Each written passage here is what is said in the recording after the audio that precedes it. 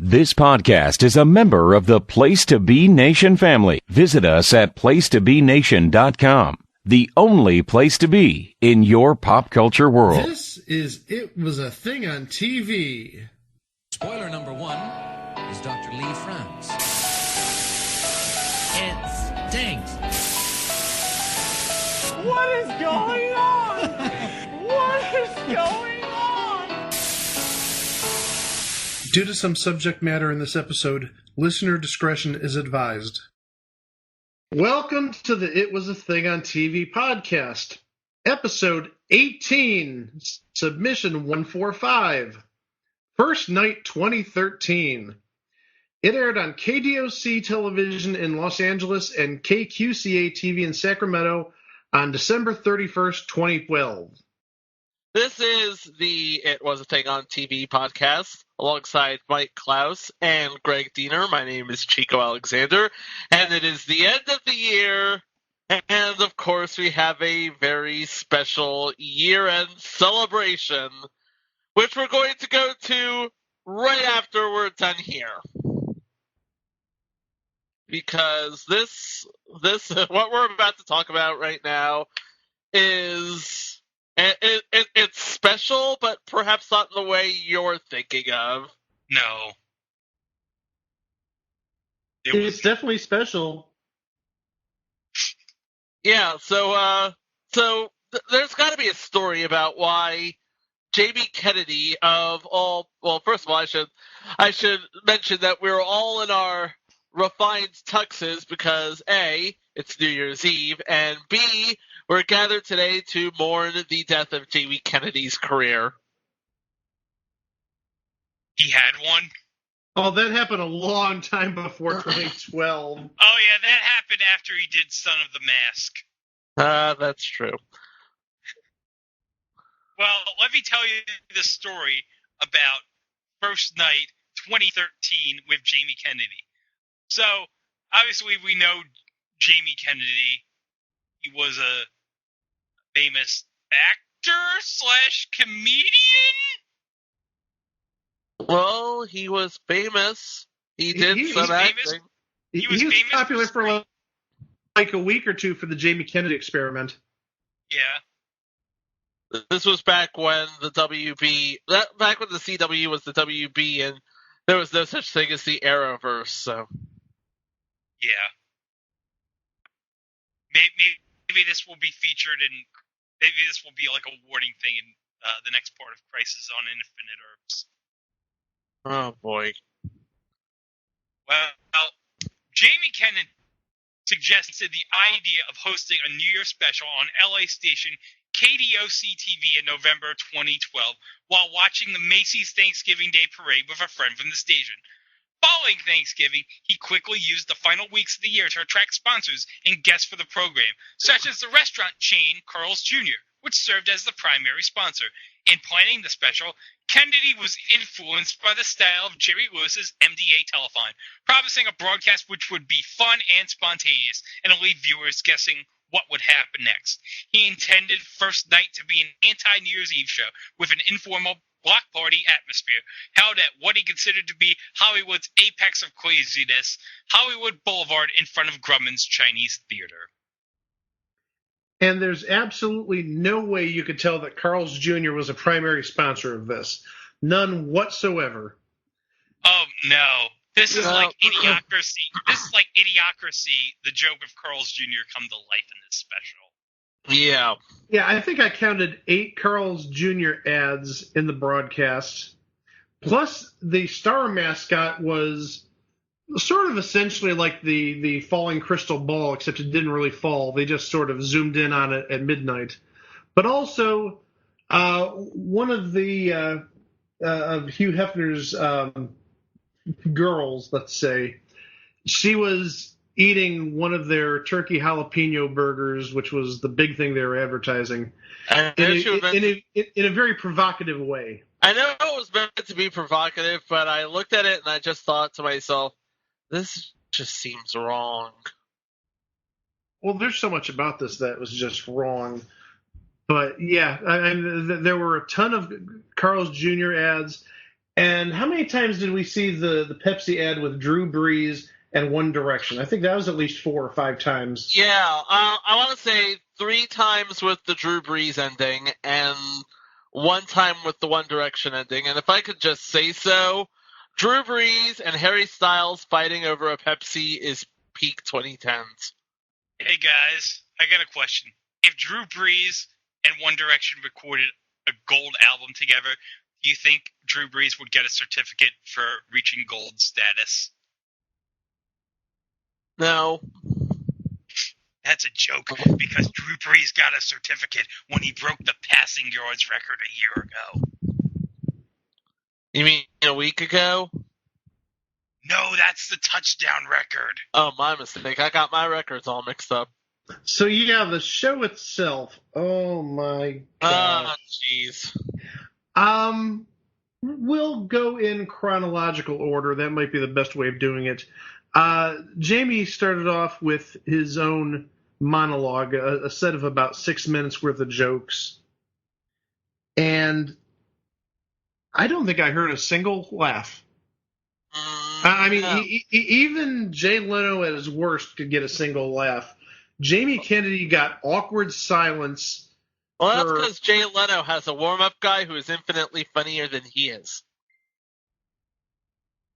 Well, I think, Roadkill is infinitely funnier than Jay Leno. Like, I'd like to remind everybody, Jay Leno is the reason why Gabrielle Union was fired from America's Got Talent. Oh, no. I'm gonna have to add that to the FAQ, won't I? Yes, you will. Yeah, Jay Leno is the reason Gabrielle Union got fired from America's Got Talent. Well, Jamie Kennedy opens with some very 2012 jokes about the 99%, Mitt Romney and the 47% tape. Yeah, guys, remember back in the day where a Republican candidate for president would say a gaffe and he'd actually get in trouble for it? Yeah, you mean the time before 2016? Yes. Okay, I remember it. Yeah, there was life before 2016, folks. And of course, the last percentage, the 8% score of Jamie Kennedy's last film on Rotten Tomatoes. Which is 8% too high. Give me a second. I want to see what this film is. Well, I guarantee you Armand White loved the hell out of that movie Jamie Kennedy did. Another very 2012 joke. Yep, all of our jokes are old this week. Sorry. There's also a joke he makes about Psy regarding how the packaging of a fortune cookie would no longer be the only thing people think about when they hear the words Asian rapper. Oh, boy. Yeah. And again, Psy is so 2012. Yep. And then you know you get in trouble when the special starts to begin to get played with technical problems throughout the night, such as a camera shot of Jamie Kennedy lingering on stage being shown at the beginning of an interview with Shane Elizabeth by the co-host Stu Stone.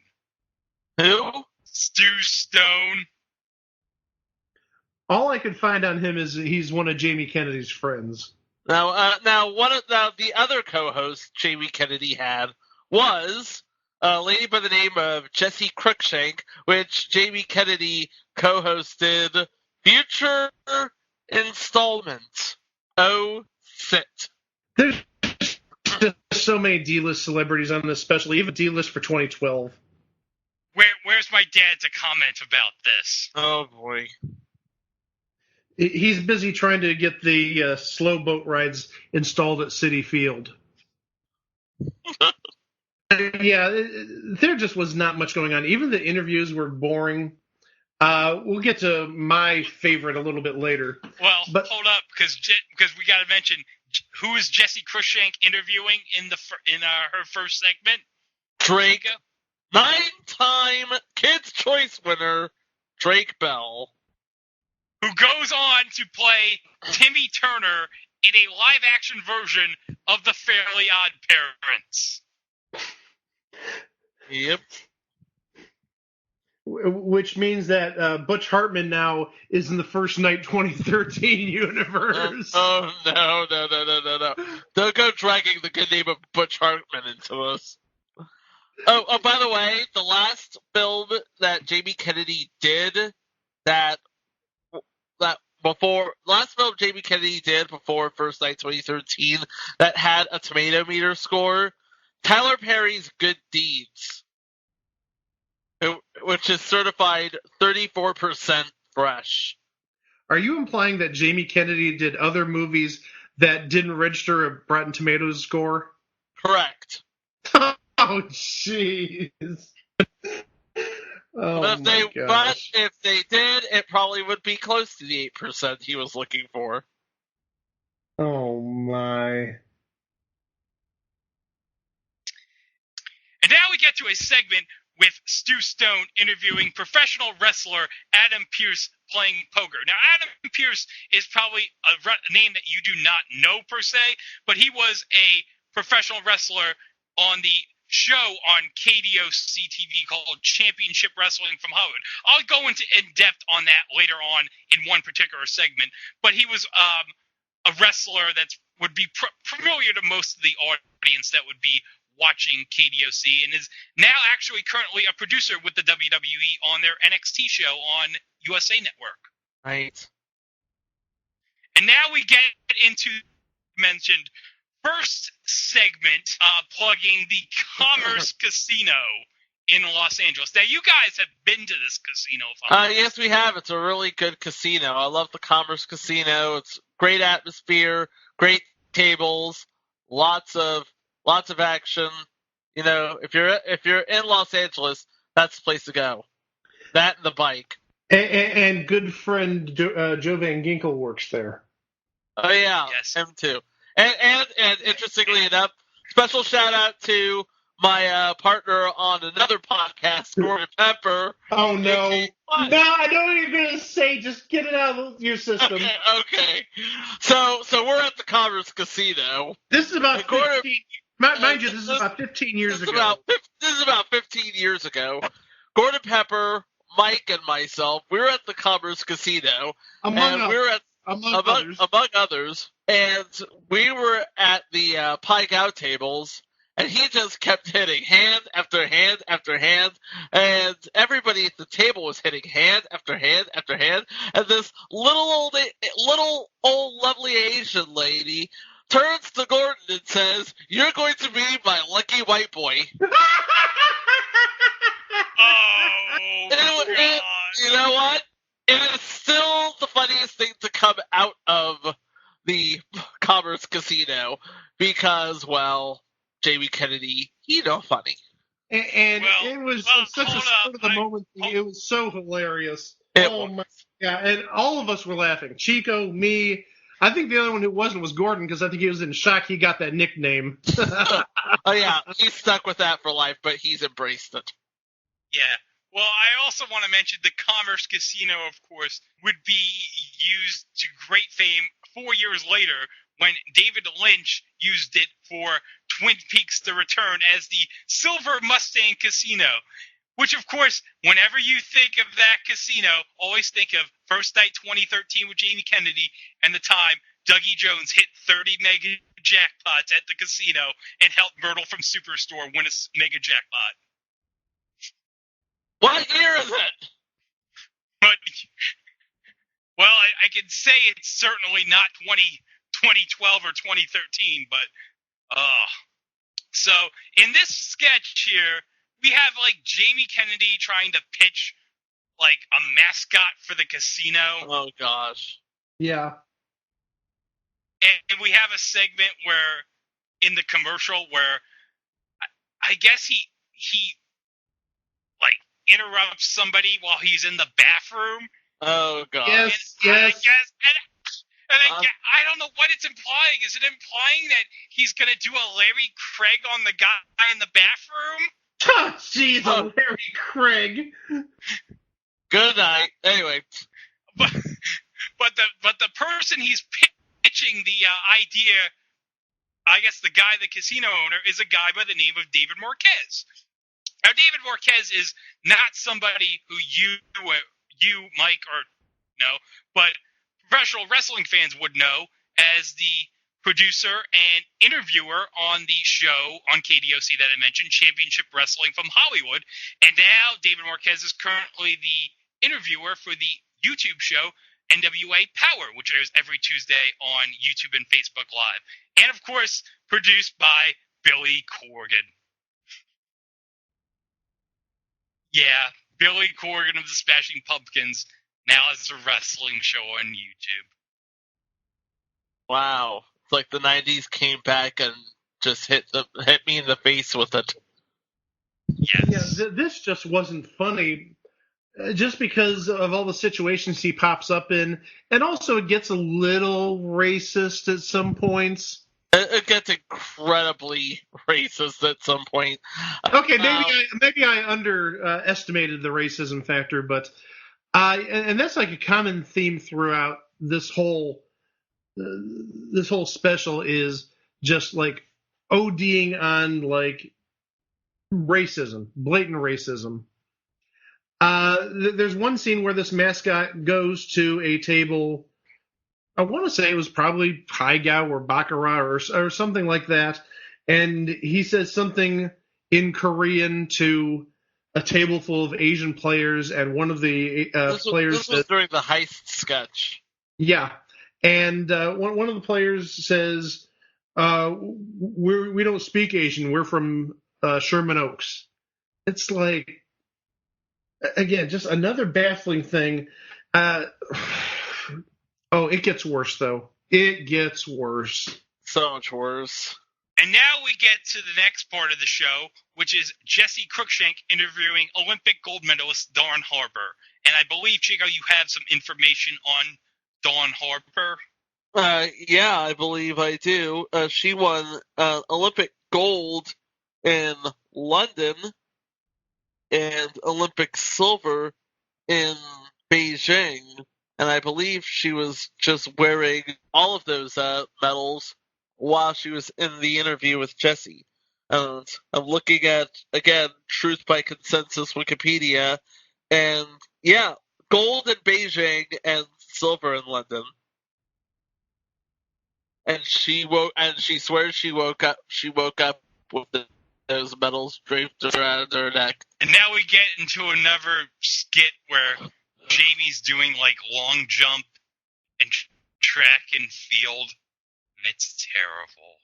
Yeah, so he was on site, on location, with Allison Felix, another Olympic medalist, and they're talking about her regimen and the preparation for participating in the Olympics or athletic events.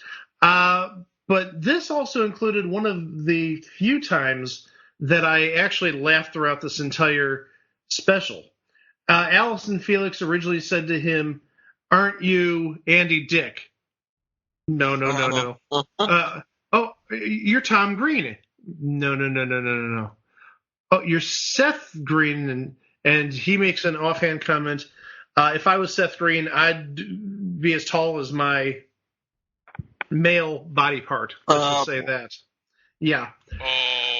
And that was the funniest thing. Just her, one of the two funniest things in this was her saying that about him, and he was just like goofing around. He was wearing really short shorts, which left a little to the imagination. But it was just, again, something that was really not funny, and it's just, again, uncomfortable to say the least. And then actually he tried giving her some of his awards, because he did win like a Blockbuster award back in, I think, 2007 or 8, and he tried giving that to her, and oh, well, they don't make these anymore because Blockbuster awards were dead. And then he actually tried giving her a flask, which was a promotional gift for some TV series that either he did or he partnered up with. Just, again, stupid. So you're trying to tell me, Mike, that there's a possibility we might have O-sit flasks? No, it wasn't O-sit, I can tell you that. Oh, It wasn't O-sit, but if you wanted to watch O-sit, you need a drink out of a flask.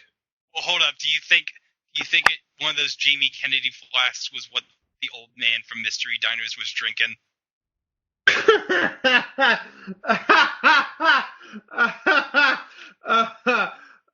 So now we go back to Stu, who's talking about something right behind the Carl's Jr. mascot. Because why not?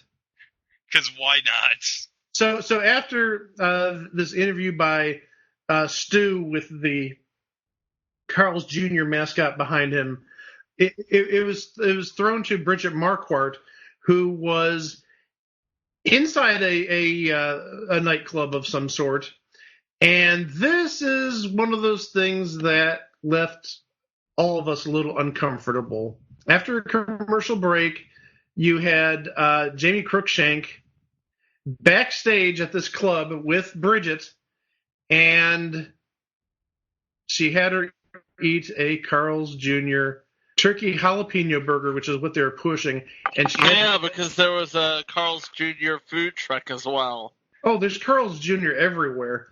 And so she had to eat the sandwich in as provocative of a way as possible. Not unlike the TV ads you would have seen around that time with the female washing the car and getting all soapy and eating a Carl's Jr. burger. And the best part is Jesse saying after Bridget eats the burger, "I'm a vegetarian and I'm very aroused." I bet you are. Well, good for you. And then the best part is Jesse is trying to cut it back to Jamie, and then you can clearly see Stu Stone on camera like, it's like, it's actually me, Stu Stone, not Jamie. Yeah. And that was thrown to another skit. It was a skit that took part at the Laugh Factory, which is kind of ironic because Jamie Kennedy doesn't produce laughs. Did either of you see that and have anything to add about that? I did skip over this. Well, no, because I was too distracted by that kid wearing the Angry Birds hat to even watch it. Oh, yeah. Well, it's 2012, so, yeah, everybody had Angry Birds gear. Yeah, But I couldn't follow. I was like, as far as I know, it was just a thing at the Laugh Factory, and yeah. But then really, and I think this is almost like the surreal part of the night. This is a New Year's Eve gathering, a festive, supposedly fun time. Just let's say it is for all intents and purposes. And then it goes back to Stu. And who is Stu interviewing? This very beautiful, buxom lady named Anna Rosales. So what do you think Stu and Anna Rosales are going to talk about? 2013? What are you drinking tonight? How are you celebrating? No. They talked about California's green initiatives. Yeah, they talked about energy efficiency in your house. Is that not like the perfect topic you want to talk about on New Year's Eve? Hey, we're having fun, partying, listening to music, dancing, drinking. Do you want to talk about the green initiative as to how we can cut down the bills in our household energy usage? I think that had something to do with going hand in hand with sponsors and stuff. There were some ads for some green stuff in there. But it just seems so out of place. I mean, I get it with all the advertising for Carl's Jr. and the other advertising, but again, you're putting in basically a PSA, a public service announcement about how to lower your heating bills in your house. What does that have to do with New Year's Eve? Nada. Nada. And the best part about this is that woman in the background mocking Stu Stone, lip syncing to every dumb thing he says. Yes. Oh, that's the great takeaway. Not just this totally off topic conversation about greenhouse efficiency, but there's a person behind Stu's right hand shoulder, and she's just mocking everything he says. As if he totally does, and he totally doesn't notice it. Oh yeah, he's totally oblivious to all this. And then we get to our first musical guest. Oh boy. That's one way of saying it. Macy Gray. Yeah. I'm just. You mind if I just cut to the chase here? Cut to the chase, please. Yeah, She didn't please. wait till midnight to break open the bubbly. I don't think. Oh no, she was getting imbibed beforehand. To quote Joe Namath, she was struggling. Yep. Yeah, to say the least. This actually took us right to just about midnight. Yes. Yeah, Macy Gray was still on the stage till just about 11:59, but then, like, of all the reasons that you're there, they screwed up the biggest one. You're there to celebrate midnight. So how do they screw up? They started the countdown, 15-second countdown, at 11:59 and 55 seconds. Whoops. So when they hit 0, it was already midnight, 10 seconds after midnight. The one job. You had one job. Oh, boy. I got one question. Do you think Tom Poston was distracting David Marquez in the control room? Oh, jeez. Wait. What, David? Wait, what do you mean, David? Well, the countdown's coming. Oh my God! Go the countdown. Oh, my gosh. Oh, heavens. Yeah, so Macy Gray had to stop her performance halfway in because it was so close to midnight, A. And B, she was just gone. G-O-N, gone. G-O-N, gone. Okay, that must be that North Carolina spelling. Go Tar Heels. I don't even know what she was singing, but she sort of ended the set with an a cappella rendition of "I Try," which She didn't. Sorry. She didn't. like let's say made Mariah Carey's New Year's performances in the past look like a masterclass. Okay, so after the botched countdown, we have Stu Stone interviewing a bunch of the festive people in the crowd, and we go into our best segment of the show. Mike, do you want to take it from here? If I have to. Go ahead, So- Mike.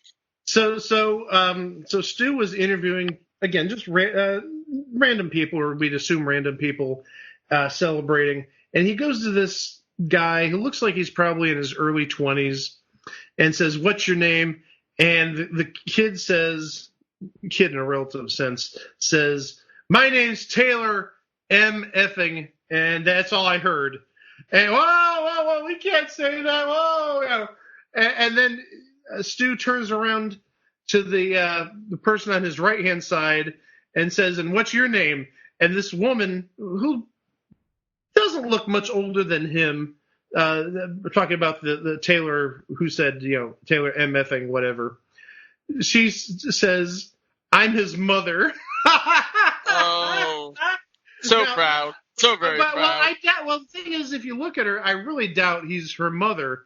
I mean, maybe older sister, but I really don't think. I don't think she was his mother.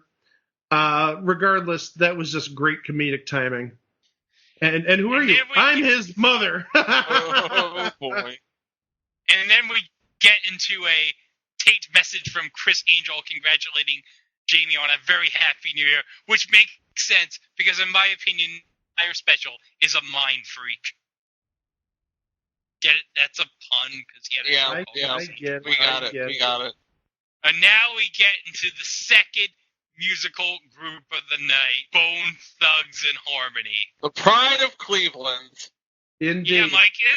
Yeah, Mike, this is your people here. They actually are from the suburb that I lived in, the little suburb. So I don't necessarily know them, but they're from my hood, if you will. Oh, you down for their cause then? I know about Bone Thugs. Alright then.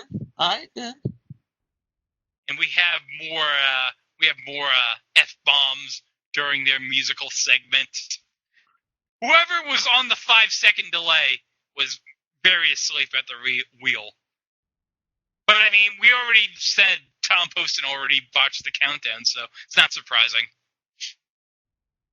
Oh, Tom Poston was the censor person? God, I missed it. I'm sorry, I missed it again. Well, then after Bone Thugs and Harmony did their bit and there were some more ads, we get to maybe the most offensive skit of the night.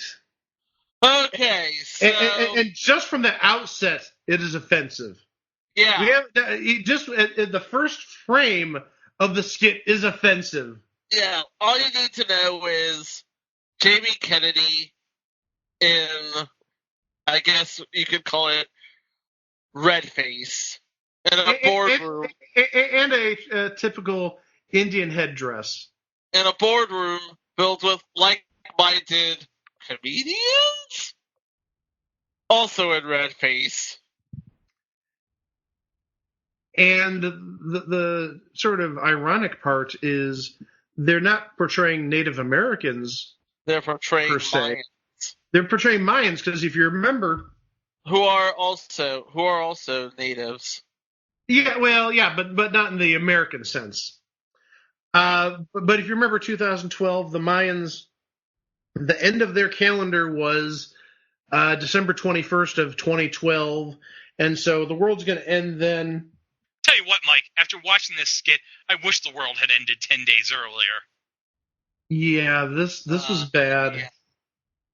So what the whole premise of the skit is Jamie Kennedy was a Mayan leader, and he wanted to regain his, I don't want to say territory, but his money, and the way he did it was by playing in a poker tournament.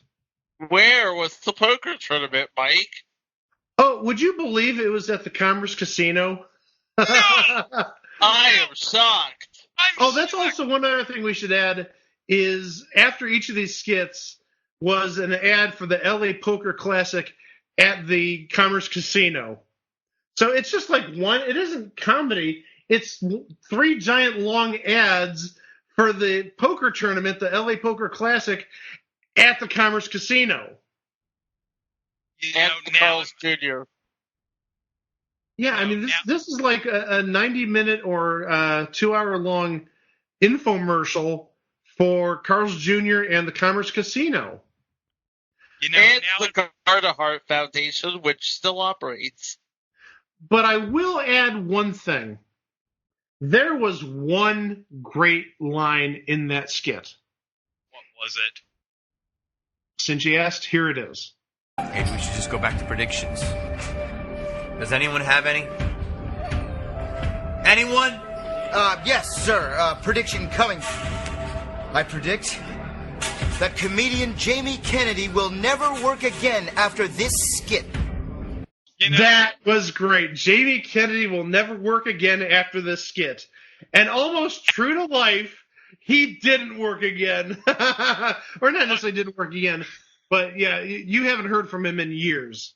Well, unless you're a fan of Funny You Should Ask, in which case, well, he was on the Funny You Should Ask with a whole lot of other, I guess, what Byron Allen considers comedians. So, and since we're talking about Funny You Should Ask, hey Tim, hey Adam, hey Jay Keith. You know, guys, I don't understand why Jamie Kennedy as a Mayan wanted to get his money back in a poker game. He should have just found Dougie Jones so he could hit the mega jackpots. Dougie Jones is going around like, oh, Dougie Jones, can you show me where I can get the money back for wasting my money on the end of the world? Call for help. Oh, boy. And now we get another Happy New Year interstitial from Mario Andretti, which makes sense because after watching this special, I want to do 100 miles an hour and crash into a wall and die. Oh, God. Jeez! Oh, God. In the spirit of this episode, Bleep that! Bleep that! Oh, that's horrible. That is horrible, and you should be ashamed of yourself, Greg. After that, we went back to Bridget Marquardt, and there was some sort of like sky dancer who came through the ceiling, and I didn't get that. It was supposed to be some sort of Vegas-style aerialist show bringing down the booze for New Year's. It was pretty cool looking, but didn't really do much. All she did was hang on those ribbons, and she just hung on ribbons and held a bottle of champagne.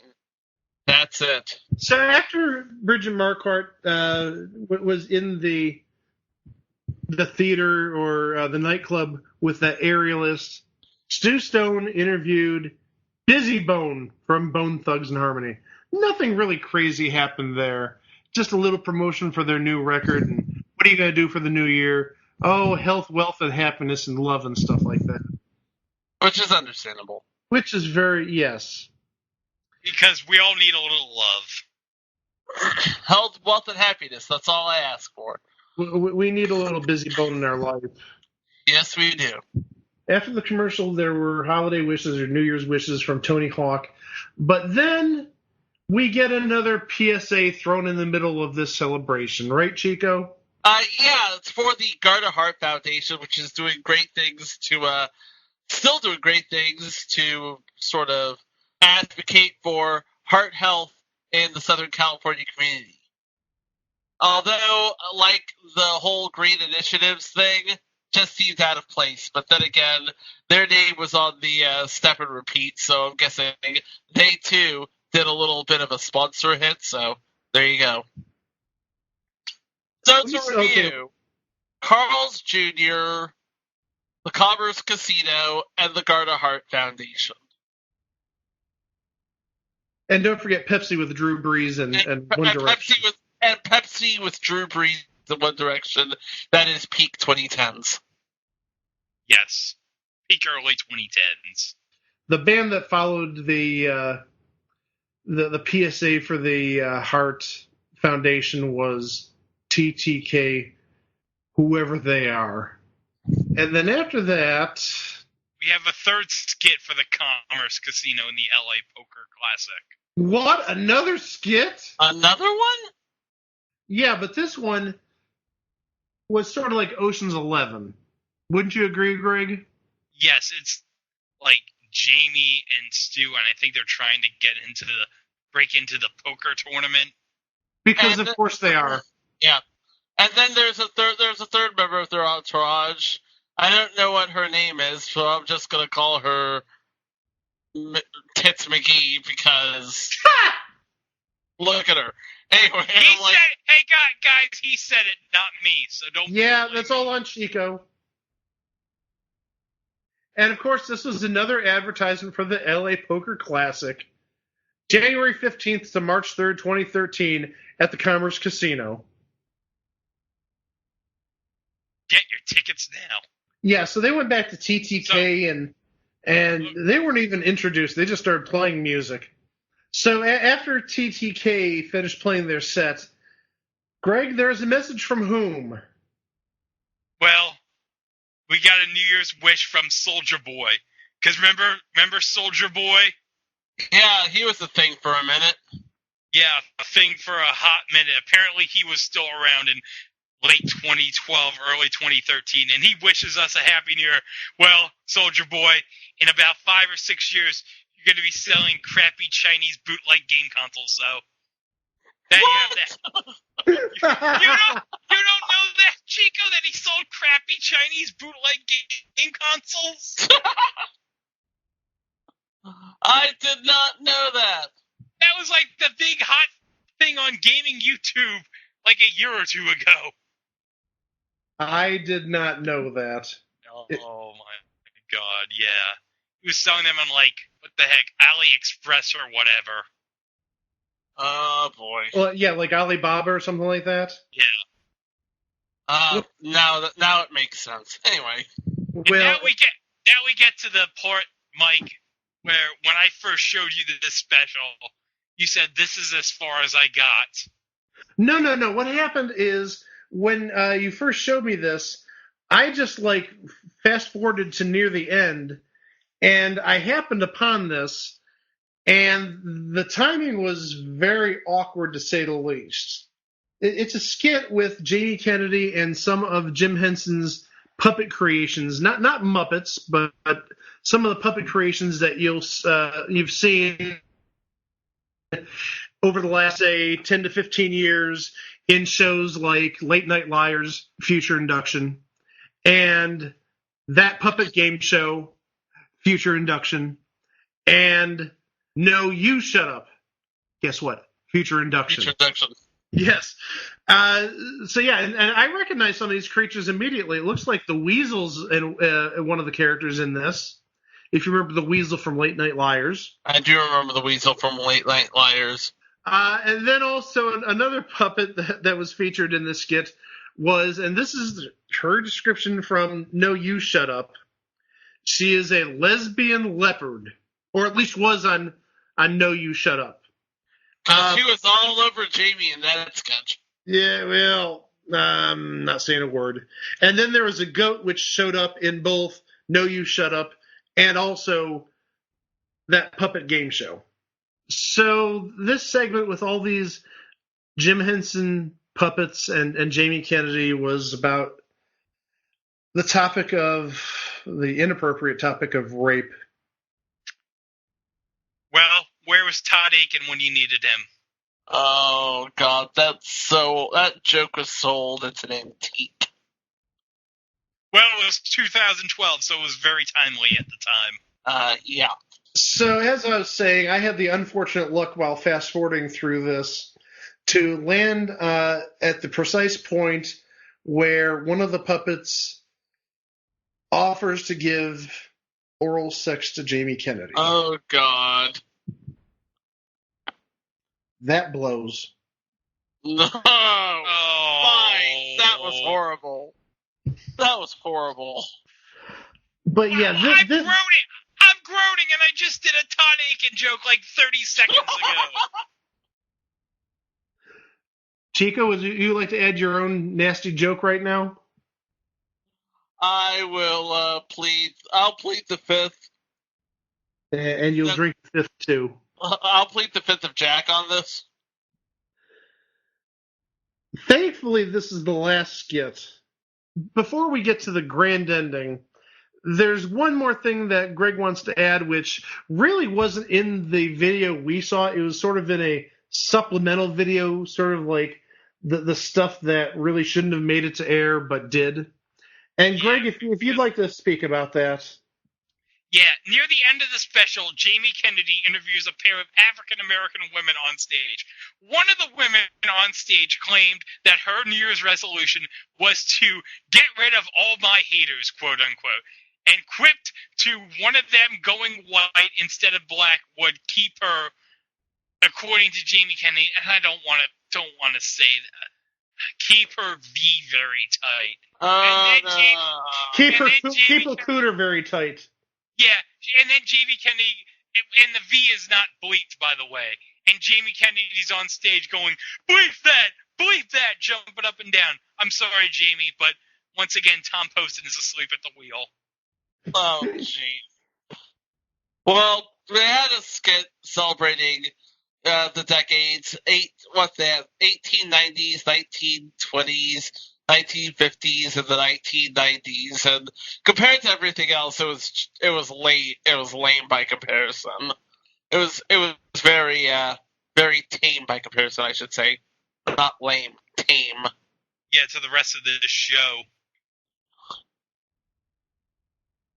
That's probably the least offensive thing on the night. Yeah. Yeah, and then after that skit, we had the closing thanks. Everybody was on stage that apparently had something to do with this. And it was sort of reminiscent of what you'd see on Saturday Night Live, where you'd have the guest host and the musical guest and the cast and any special guests that were there, and they'd all be hugging and like celebrating and and thanking the audience in the closing credits. Except the big difference here is there must have been probably 40 to 50 people on stage for really a stage that looks like it was built for no more than about 10 people. So given that there was a lack of room, tempers flared up, because people were pushing and shoving, and we went to the end credits with a full-out brawl. What says New Year's besides fist fighting? This almost seems like an appropriate ending, given how much of a mess this was.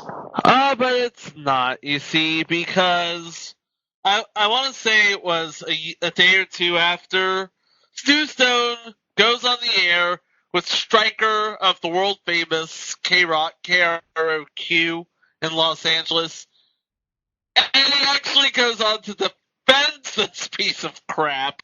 Well, it's very interesting how this came to light. Following the broadcast, the footage was posted on YouTube, and the person who really made it viral, of all things, was comedian extraordinaire Patton Oswalt. Who is incredibly funny, by the way. Exactly. I mean, he is superbly hilarious. He's done some great movies. One that he did, I think it's been at least 10, 12 years ago at this point, which I think is one of his best performances, is in a movie called Big Fan. I remember that movie. It's a good movie. Oh, it's a very good movie, and he did a real good job in it. So Patton Oswalt found this footage, posted it on Twitter. It went viral quickly, and a number of media outlets and blogs picked it up. From a critical perspective, the AV Club's Nathan Rabin, who actually called the special the Jamie Kennedy Falling Apart at the Seams New Year's Eve 2013 Spectacular, which is not untrue. That's definitely a good alternative title. Supported Kennedy's assertion that First Night was an antithesis to other similar specials, suggesting that if Dick Clark is the trusted authority figure who made sure everything went swimmingly, Kennedy is more like the creepy uncle whose idea of discipline and order is making the 15-year-olds he hangs out with promise they'll get good and drunk before playing with the illegal fireworks he bought them. Seems about right. Yeah. And then Rabin also criticized Kennedy's open monologue for potentially being anti-comedy or just bad material. Again, I didn't hear a single laugh, so that shows how funny it was, or lack of. They were laughing on the inside, Mike. I was not laughing, period. I wasn't laughing. I was like, let me just get to the end of this. Yeah, it was painful. And also, Jamie Kennedy's confrontational attitude towards the audience throughout the show. And Jessie Cruikshank was critiqued for her over-the-top recognition of Drake Bell's 9 Kids' Choice Awards. 9 Kids' Choice Awards. Did you know that Drake Bell has 9 Nickelodeon Kids' Choice Awards? I didn't know. Hey, it's a very prestigious award, Mike. It's prestigious in the preteen set. I get it. How many times do you get an award that's shaped like a blimp? How many awards can you think of? Not many. Maybe there's a Goodyear Blimp Prize. I don't know. Maybe this special should get a Blimp Award. The Humanity Award. I wonder what Drake Bell's doing now. Just like everybody on this, we haven't heard from him since 2013. But also the interviews with Don Harper and Bridget Marquardt, he felt were clearly a setup for a plug for Carl's Jr. No, really? With Bridget Marquardt holding on to that burger, you think that was a plug for Carl's Jr.? Hey, I'm shocked. Hang on, guys. Did we ever talk about the interview that Stu Stone did with Shannon? I don't think we did. No, yeah, we didn't talk about that. Yeah, we had this awkward thing like near the beginning of the show where they cut to Stu Stone interviewing Shannon Elizabeth while Jamie Kennedy is like still in the shot, just like on the stage doing, like, I don't know, he's, like, futzing around or something. But yeah, it's like... somebody clearly forgot their cue. Yeah. Thanks, Tom. Yeah, going back to Tom Poston running the board.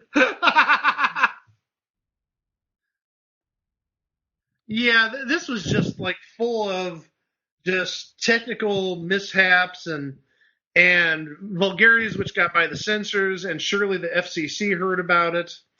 Thankfully, it was only shown on 2 stations. But also, again, the critic, Mr. Rabin of the AV Club, mentioned Jamie Kennedy, his casino sketch, specifically the one that was quote-unquote racist in its grotesque minstrelsy of Native American culture and not funny, which we all said it was more offensive than anything else. None of this was really funny. He also felt that Macy Gray's performance was shambling yet strangely majestic, speculating that she and the rest of the production staff may have been drunk. Again, no. Shocker. Wow. And felt that the performance by Bone Thugs-n-Harmony would have been a muddy, dispiriting dirge, even without a backing track. Rabin did praise the special for its unexpectedly surreal nature. Okay, if you want to call that praiseworthy, sure. Considering it the least professional and most entertaining New Year's Eve broadcast I have ever seen. In a later article in December 2013, the AV Club named Jamie Kennedy as one of 8 pretenders to Dick Clark's New Year's Eve throne, remarking that in comparison to the other 7 personalities listed, few hosts, though, have matched Jamie Kennedy's spectacular failure on the Orange County station KDOC last year, and concluded that as Auld Lang Syne played over on ABC, Kennedy reminded the world that some old acquaintances really should be forgot. Mm-hmm. Yeah, this was... Well, you could tell it was hurried from the get-go because, as we mentioned at the beginning, Jamie Kennedy got this idea from watching the Macy's Thanksgiving Day Parade. So that means he would have had 5 weeks, give or take, to get this set up. Yeah, 5, maybe 5.5 weeks. So it's not like he had 6 months or a year to prepare, like, say, ABC would with Dick Clark's New Year's Eve, or CNN with what Anderson Cooper and Kathy Griffin do, or Fox with Steve Harvey. This was really just like thrown together at the last minute, very haphazardly, and it really showed. This is... It's basically A, friends of Jamie Kennedy, and B, who can we get at the last possible second? Yeah, who's available on New Year's Eve that was still available on December 10th? And really, that's what it seems like. Okay, let's find any celebrities we can. And as I said, like, everybody on this show was already like a D-list celebrity in 2012. Or, yeah, you also have the wrestling personalities that were on KDOC in Adam Pearce and David Marquez.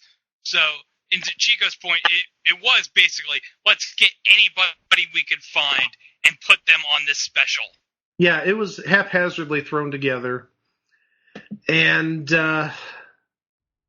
it just looked highly unprofessional. I mean, not just from the constant technical mistakes and the vulgarities that got out over the air, but I mean, the one job you had to do was the countdown, and you flubbed that up. You flubbed the countdown. How of all things, a New Year's Eve special is all about the countdown? How do you mess that up? Well, there's a reason why they don't give the West Coast New Year's Eve specials. Well, guys, what do you think? First night 2013 with Jamie Kennedy. It was certainly a thing on TV. Well, it was a certain thing on certain TVs in California at the very least, but thank you, Internet. Thank you, YouTube, for letting everybody see how bad this is. Promotional consideration paid for by the following. Place to Be Nation's JT Rosero and Chad Campbell here. We want to let you know that we have over 24 podcasts available on iTunes, Stitcher, Google Play, and PlaceToBeNation.com. We now offer them to you on 2 great feeds. On the Place to Be Nation Wrestling feed, we dive into topics running the gamut from today's WWE to the glory days of yesteryear and the ins and outs of the territory days. In addition to our full-length shows, we also deliver to you special pod blasts on topics old and new. The Place to Be Nation Pop feed is a veritable treasure trove of great content, offering tremendous shows covering the land of movies, television, life, comics, and sports, brought to you by the most knowledgeable and insightful folks in the podcast world. You can find all these great shows, plus archives of our past podcasts from over the past 8 years as well by subscribing to both feeds on iTunes. And while you're there, be sure to rate and leave feedback as well. All of these shows, plus others, available on PlaceToBeNation.com, where we cover pro wrestling, sports, movies, comics, plus in-depth stretch projects, and much more. Be sure to support our site by using www.PlaceToBeNation.com/Amazon when doing your online shopping. We want to thank our friends at Boneheads, Wingbar, ProWrestlingOnly.com, and TheHistoryOfWrestling.com as well. Be sure to follow us on Facebook, Twitter, Instagram, and Tumblr. PlaceToBeNation.com, the only place to be in your pop culture world.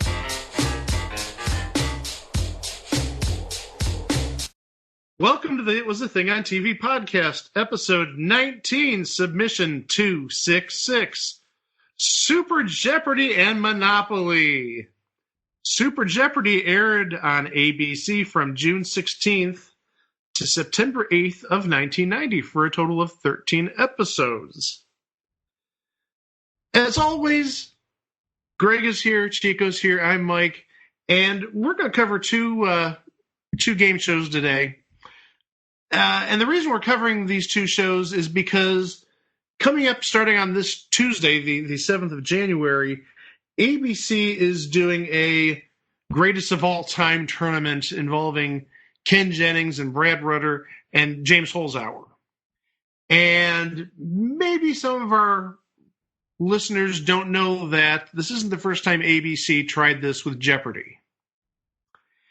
30 summers ago, I should say, there was a 13-week tournament where many of the big winners of the previous, that would be about 6 seasons up to that point. Yeah, it was summer of 1990, so that was about 6 seasons. They all competed in this tournament, as well as one other person who did not win between 1984 and 1990. We'll get to that in a moment. And the winner of the tournament took home $250,000. $250,000 in 1990 money, folks. Yeah, which would be at least $500,000 now, if not even closer to maybe 600,000 or 700,000. This tournament, while it was meant to be a draw of all the former champions, I think the one thing that really hurt this show was it aired on a Saturday night. This was Saturday Night Filler back in 1990. This wasn't something you'd see on a Friday night or a Thursday night or a Monday night right after the Jeopardy show airs in your area. No. This is a Saturday night thing. And typically Saturday night is not the best night for ratings. Especially Saturday nights in the summer. Yeah. Oh, yes. And there's nothing really special about this Jeopardy. It was the same questions and answers you're used to. There are some minor differences, though. First is there were no dollars. It was all for points. And whoever had the most points in an episode obviously won and played the next week or played in the next tier of games. And another thing is, and this sort of predates the actual show Jeopardy by about 11 years, kind of, sort of. The values in single Jeopardy were doubled. They were the 200, 400, 600, 800, 1,000 that we've been used to for the last going on 2 decades. Yeah, but then in the double Jeopardy round, it didn't necessarily double. They just got bumped up to 500, 1,000, 1,500, 2,000, and 2,500. It was the double and a half Jeopardy round.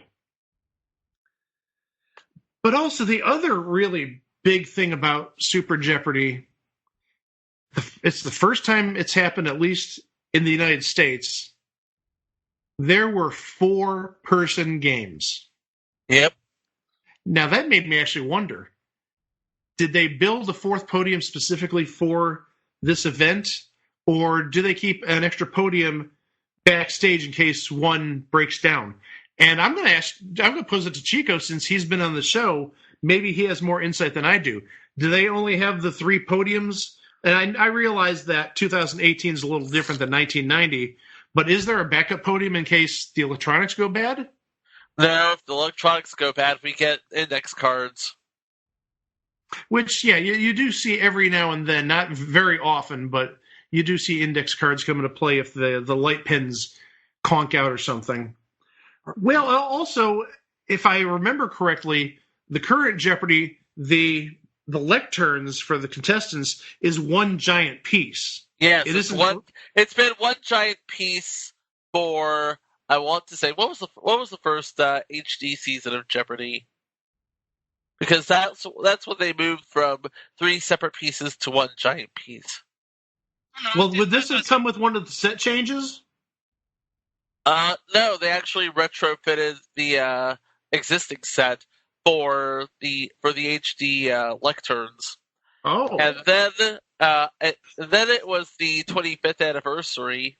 Wait a minute, was it the 25th anniversary? It was the 25th anniversary. During that, when they did the show in Las Vegas for CES, when they did the whole set, they built the whole set for CES, and then they trucked it back to LA, and that became the set for until a couple of years later when they changed it again. And actually, I think the first year that it broadcast in HD may have been 2006, because I remember, and I think you were there, Chico, we went to go see the first week of Wheel of Fortune that season, and that was the first episode that was being broadcast in HD. Yep. So definitely wouldn't surprise me if 2006 is the answer to that question. So, as we said, there were 36 contestants, 35 winners from Jeopardy between 1984 and 1990, and one other individual who we'll get to in a moment. Some of the names are just, if you know anything about Jeopardy, especially Jeopardy 30 years ago, 35 years ago, these are like the Ken Jennings and the Brad Rutters and the James Holzhauers of the 80s. Going through the names really quickly, you had Bob Verini, definite superstar, one of the best. Bruce Negley, another good player. I remember the name from back in the day. Steve Rogitz, Wida Rellstab, Frank Spangenberg, who is, by far, like one of the best. Yeah, Professor Frank, I believe the only player in the pre-double value era to get to 100,000. In 5 days, I believe you're right. Yes. Yeah, because it was something around 102,000 he had in his run. Yeah. I've got the stats right here because, well, I do my homework. He's prepared. Yes, I am. Hey, do you know the other podcasts I do? It's my job to be prepared. But yeah, Frank Spangenberg, over his 5 days on Jeopardy, won a total of 102,597. The winnings were capped at 75,000 per the rules of the show at the time, which means $27,597 were donated to Frank's selected charity, the Missionaries of Charity in New York City. Yeah, that would have been CBS network rules, I believe. Yes. Yes, because CBS went from 25,000, I think, to maybe 50,000 sometime in the 80s. I think it was around the time Pressure Luck was on, so that's probably around 85, 86. No, wrong. Okay, correct me. Did I mention that I was prepared? Okay, so it was 1988-89, because it was season 6. He was a 5-time champion during season 6. So 1989, 1990, one of those two. And again, the cap was 75,000 because the cap was raised to 50,000 during Press Your Luck, and then again to 75,000 until sometime in the last 10 or 15 years when they just said to hell with the cap. Isn't that what I said? I said the cap was raised to 50,000 when Press Your Luck was on the air, and then it was. Sorry, I you know what? I misunderstood. I'm sorry. All right, let me explain. Press Your Luck, sometime in late '84, early '85, after Marco Larson basically robbed the CBS network of $110 grand, decided, you know what? We might as well raise our silly limit from 25,000 to 50,000. Yeah. So after Frank Spangenberg, we had Brian Wangsgard and Eugene Feynman and Kate Waits. In episode 3, we had Elise Bararu, Richard Perez Pena.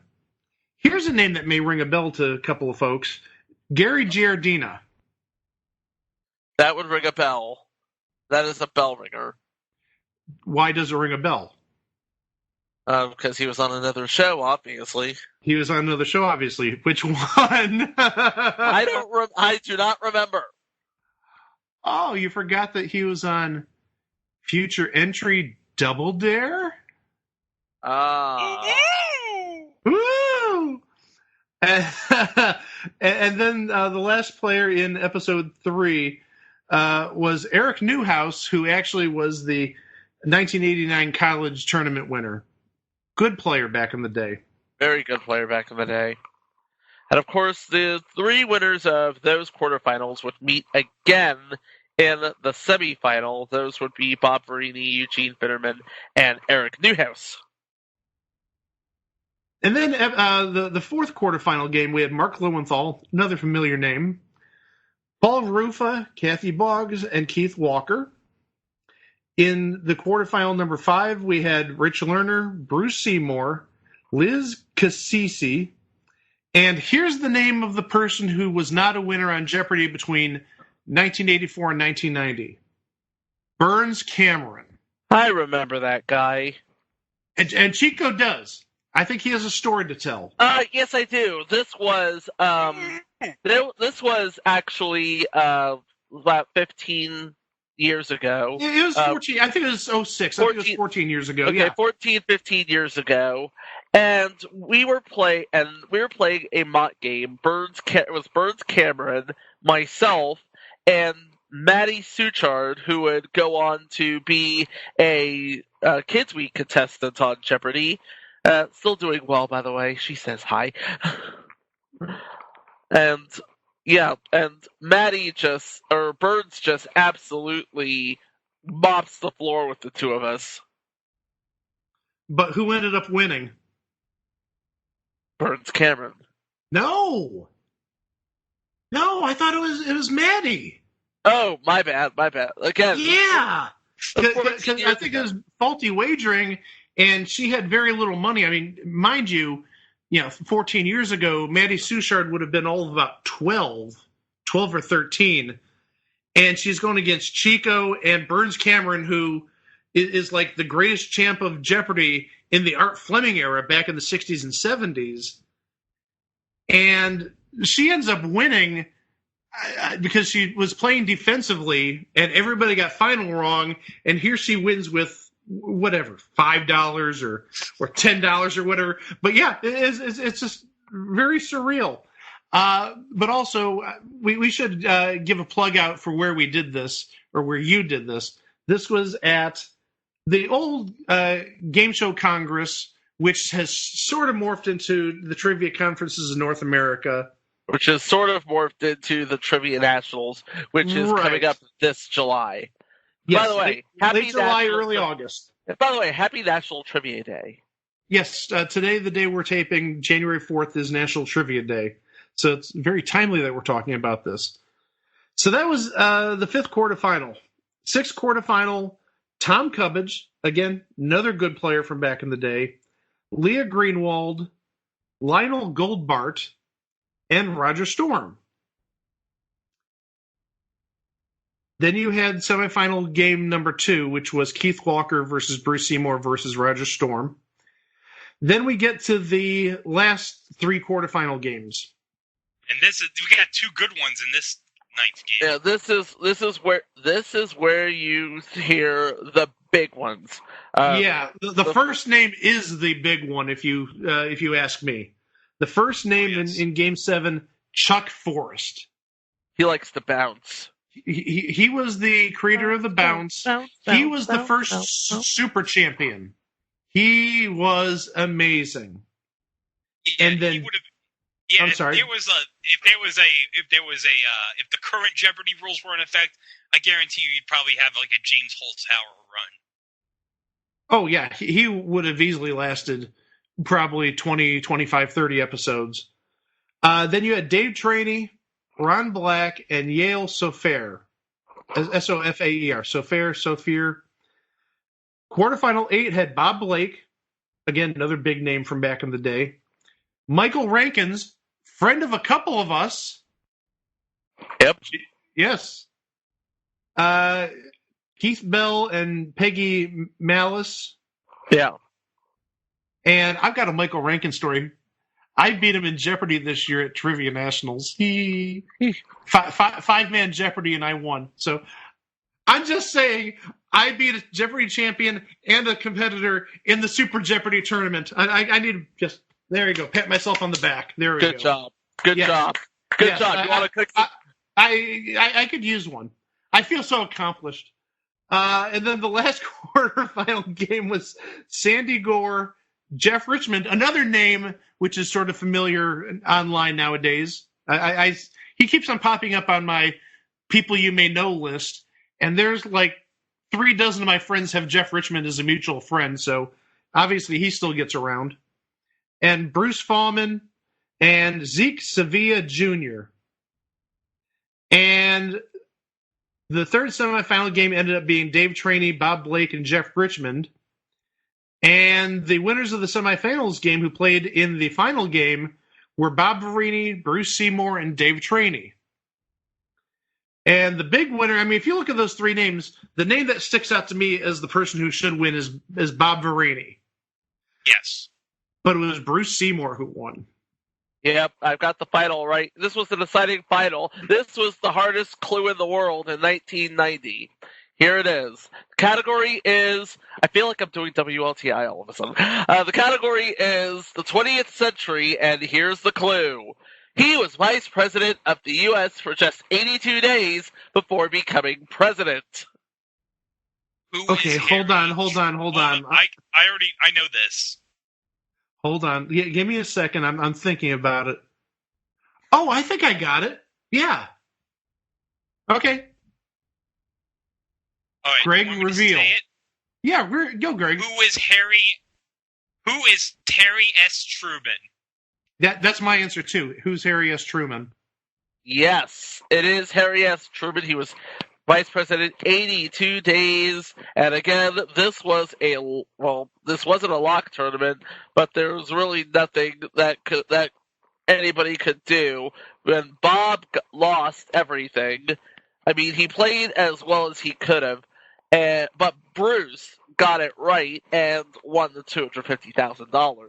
And that was Super Jeopardy. No, there's one more thing I want to add. Oh, there was. There's one more little thing I want to add. Tell me more, sir. Super Jeopardy spawned a home version. Oh yeah, yes! I was just watching watching YouTube playthroughs. There were actually 2 home versions. The first one being on the NES, and the second one being on the PC. The NES version looked like a downscaled version of the PC version. The NES version, I've played it with somebody in the recent past, within the last probably 2 or 3 years. It is a slog to get through. It is. That's the one downfall to most of the Jeopardy games is it's going to take you more than half an hour to play it. But this, it took an unusually longer amount of time because it had a voice chip built in, which really for 1990 is pretty cool technology for a home video game. But oh my gosh, I'm not joking. It must have taken probably close to over an hour, if not closer to about 75 minutes to play one game of Super Jeopardy. And that wasn't a 4-person game. It was a 3-person game. You could have played 4 people on that. Yeah, in fact, it's one of the few NES games that requires 4 players. So if you had like an NES 4-score or an NES satellite, and you had like 3 other people around, you could say, "Hey, do you want to play some Super Jeopardy on NES?" You want to waste 2 hours of your life playing Jeopardy? I mean, I would. I don't know about the rest. Well, like I said, as is the case with most Jeopardy games, you had to type in the answer letter by letter, and if you had some long answer, that could take most of the 60 seconds for you to put in the answer, and then you had the computer say, "You're right," or "You're wrong," or whatever. And it just, as much as I love Jeopardy, home games, that's one of the downfalls, except for the Switch version that came out a couple of years ago.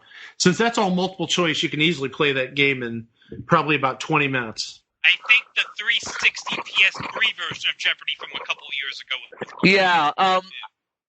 I actually have that. You are correct. It was a bundle pack with Wheel of Fortune. They called it America's Favorite Game Shows, Wheel of Fortune, and Jeopardy. No, that's the PS4, Xbox One. Oh, my bad. That's the name of the Switch version too. Yeah, I know my Jeopardy and Wheel of Fortune versions on consoles, baby. I was very good at playing Jeopardy Junior Edition back in the day on NES, let me tell you. That's for you, Annie. God bless you. And also, that's another sort of spoiler for later on this year. We're doing an episode all about video games based on TV shows. Now, we're not going to cover Super Jeopardy, obviously, but we found some doozies. Oh, my. I'm sure we'll have some NES Game Tech versions in there. Yeah. Oh, I guarantee. I know. Just not even thinking about it, I know there's one. I'm not going to say what it is. Actually, we could make a case for 2 of them. But, yeah, there's definitely going to be at least one. But we've compiled a very... it's a bad list. There's some bad games out there. So, the video game show is a little bit away. It'll be in early March. But we'll just tell you right now, Super Jeopardy is not on the list. We covered it right here. Well, Mike, that was Super Jeopardy. And now we get into the part that we wanted to discuss on this show. This is the reason we're here, right? And what we're talking about is Monopoly, which aired after Super Jeopardy. And it only aired from June 16th to September 1st of 1990. It only had 12 episodes.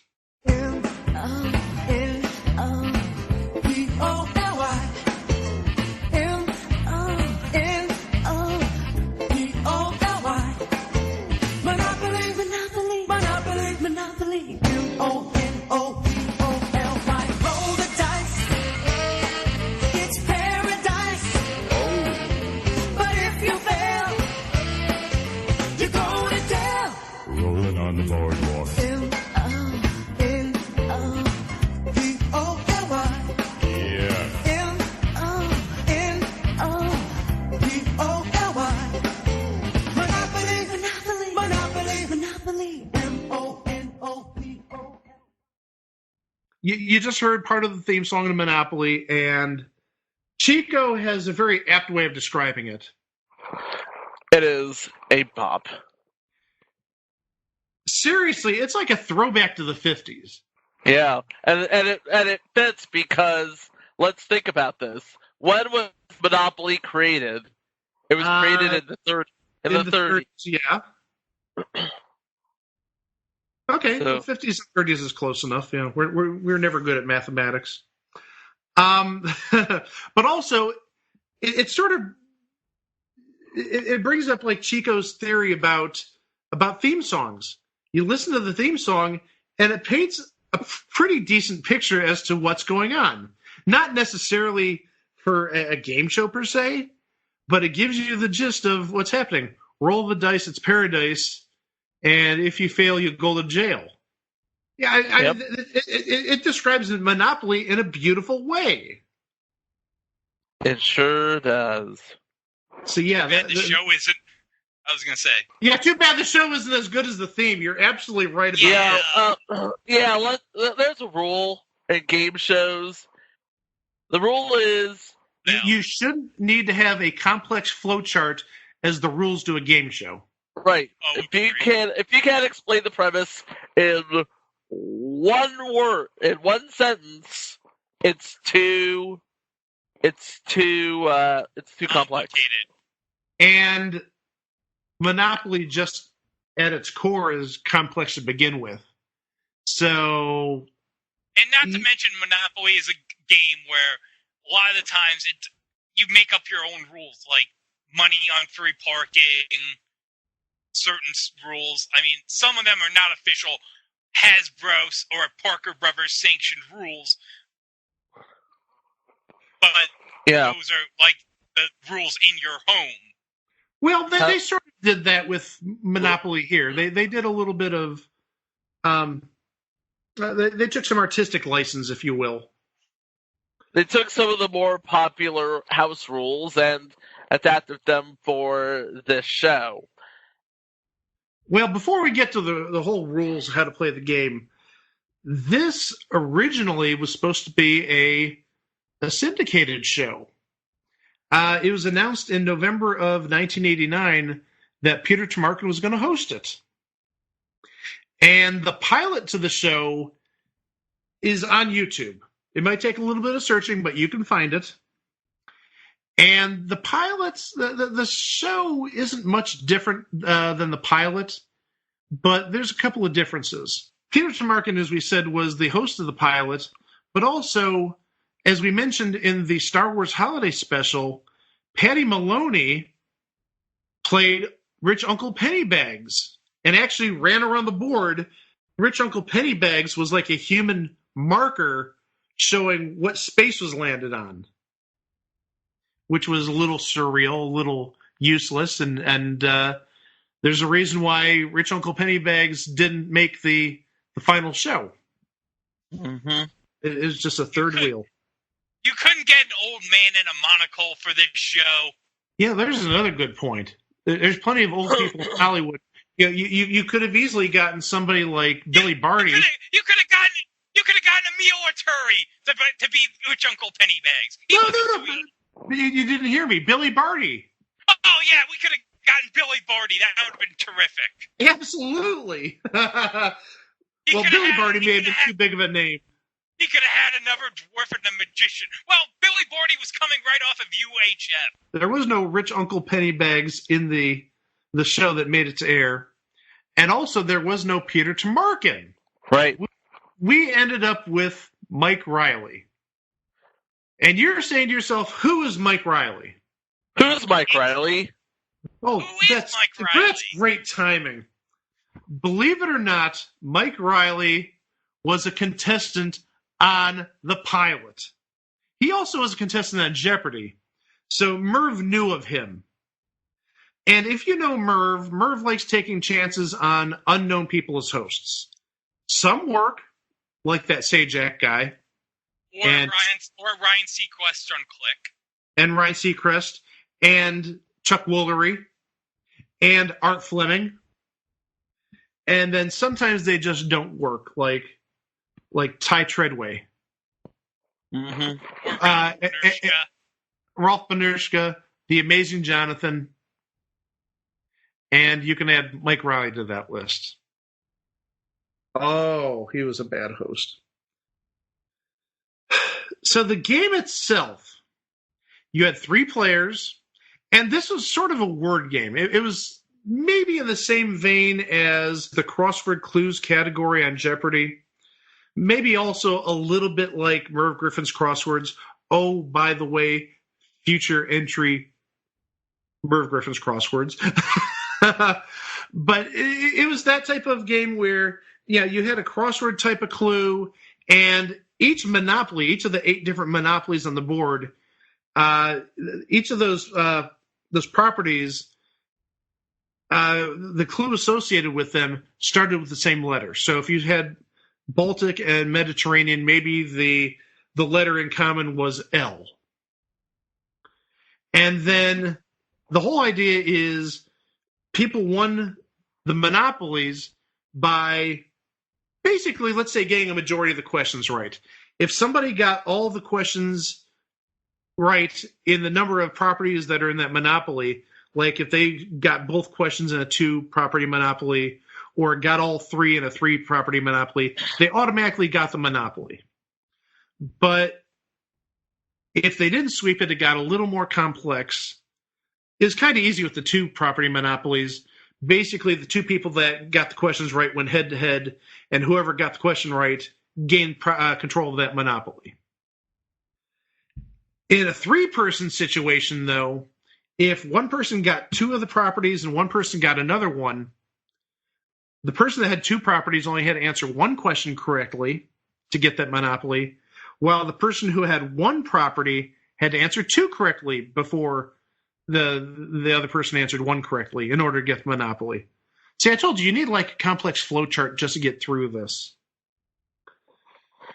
And on top of all this, you had all of the rent values from the board game Monopoly. So Mediterranean was worth $60, and then you had Baltic would have been, I believe, $80 if I remember my game correctly.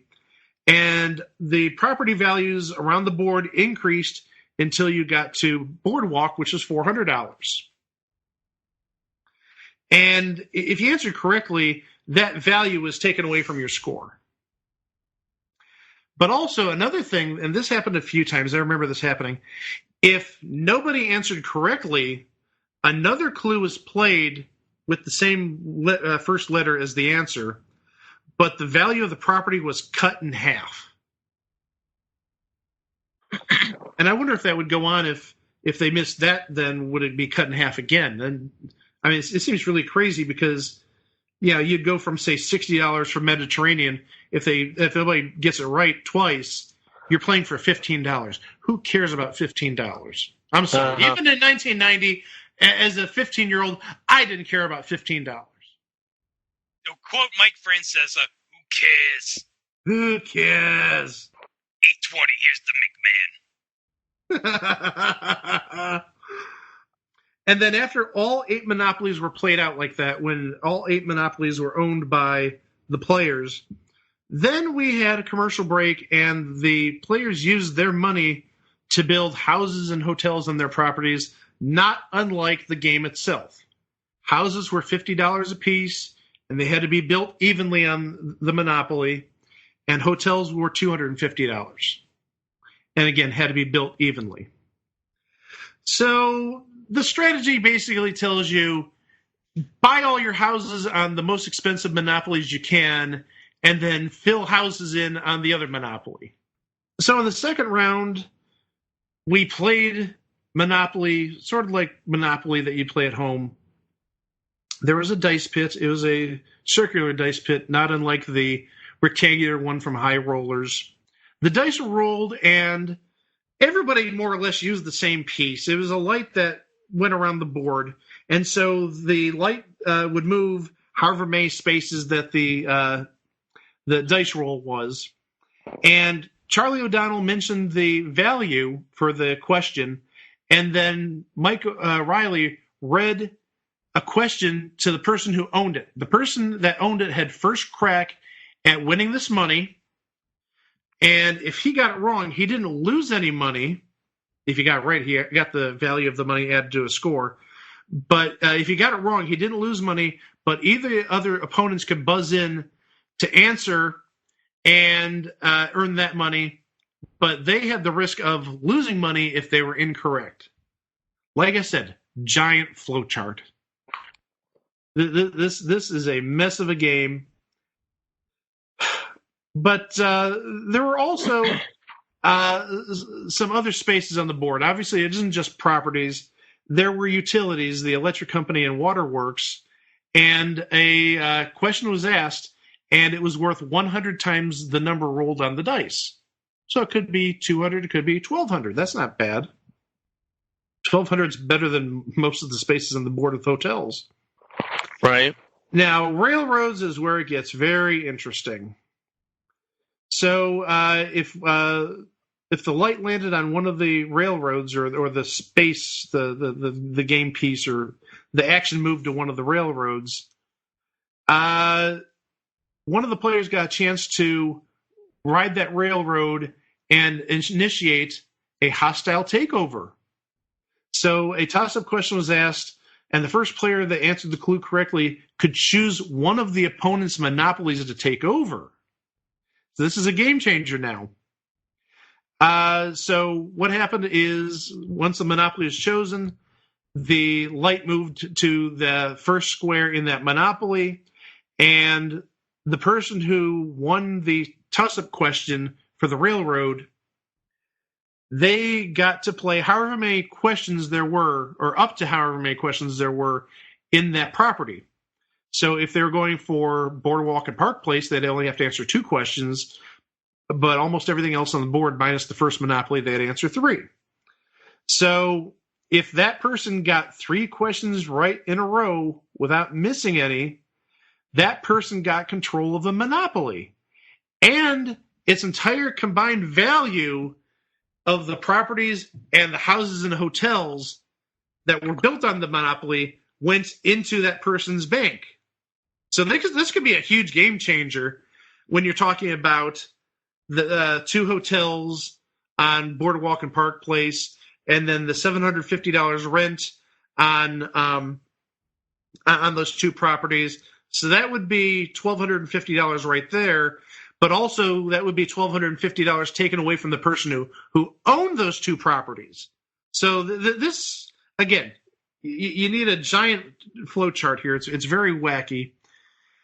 And then if you had a wrong answer for the takeover attempt, the person that missed had to pay the corresponding rent to the owner of the monopoly, based on where the light indicator was on the monopoly. So if the person missed the first question, they'd pay the rent and whatever the hotels, the cost, including hotels or houses, for that first property, or the second or the third. So there is a little growth in risk, since obviously the prices in the monopolies, of the properties in monopolies, does go up over time, or as you go down the path, the road.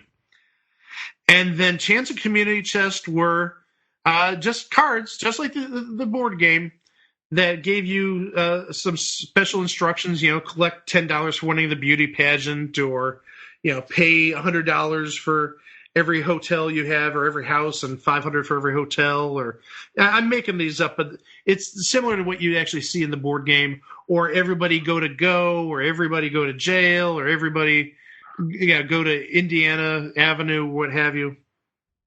And then the tax spaces, they were played just like the board game, more or less. Luxury tax took away $75 from everybody, and income tax took 10% away. It wasn't 10% or $200.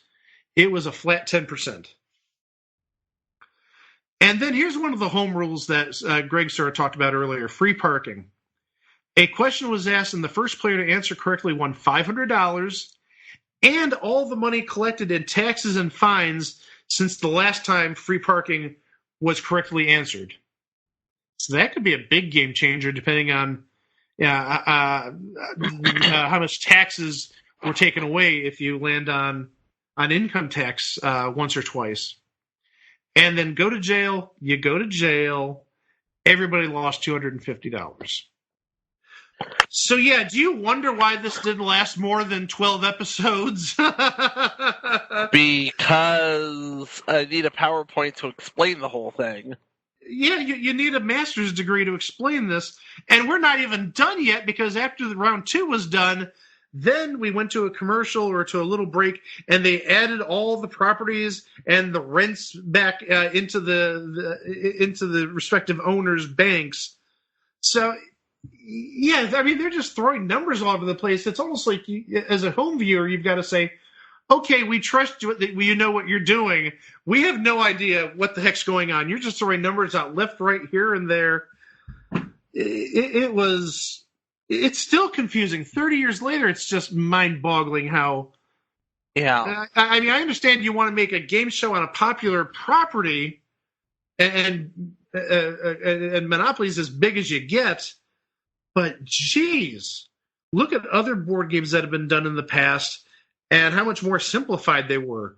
Whether you're talking about Scrabble, Trivial Pursuit, even, and I know people don't like this, Boggle, the Family Channel ran back in the mid-90s.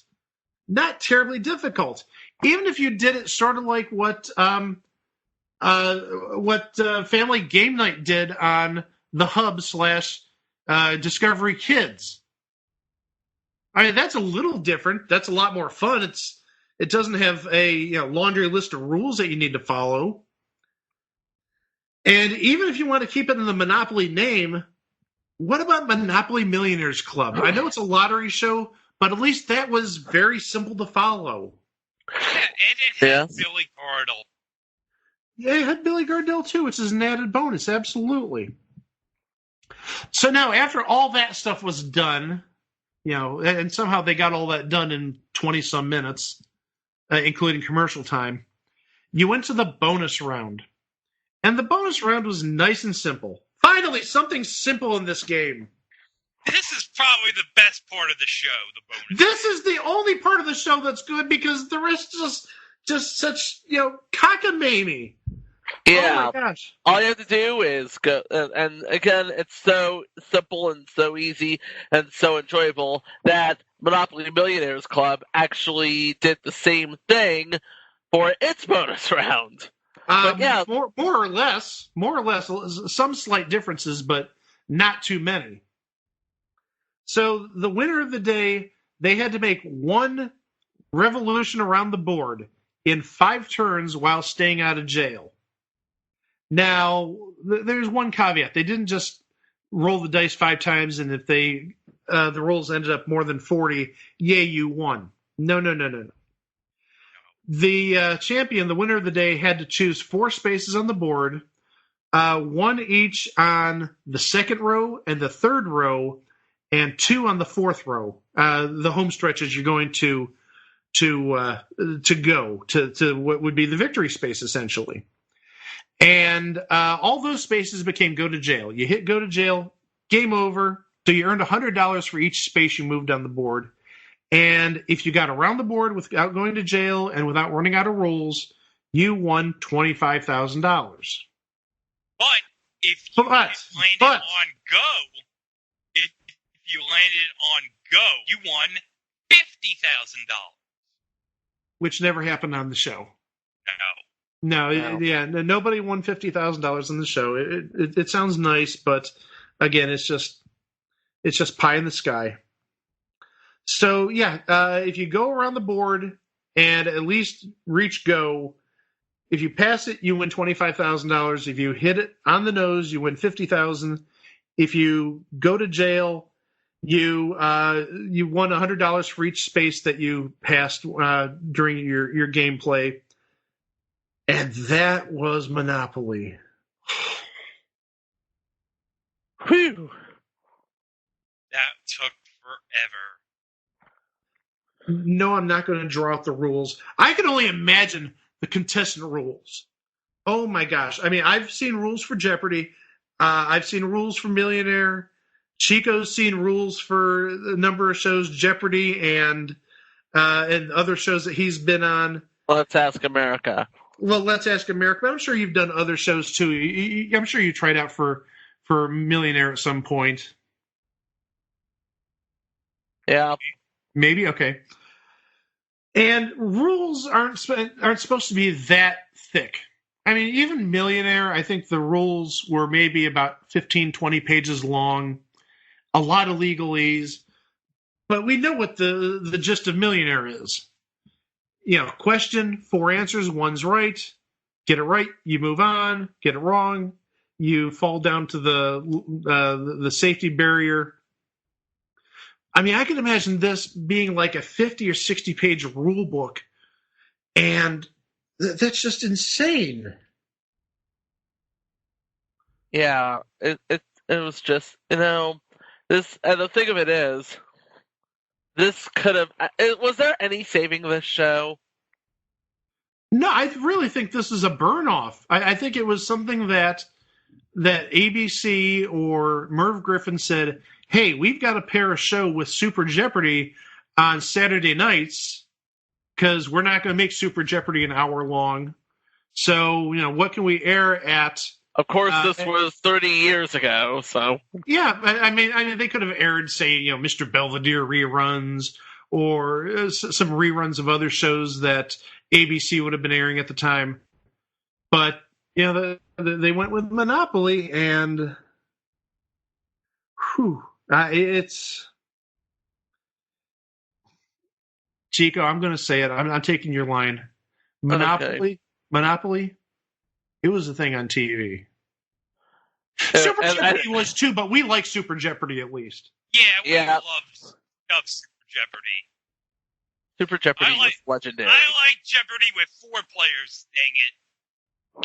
Oh, and I should also add, there was an international version of Monopoly. Not even joking. There was. I've got the. It was broadcast on S4C in the UK, hosted by Derek Brown, and it was Welsh.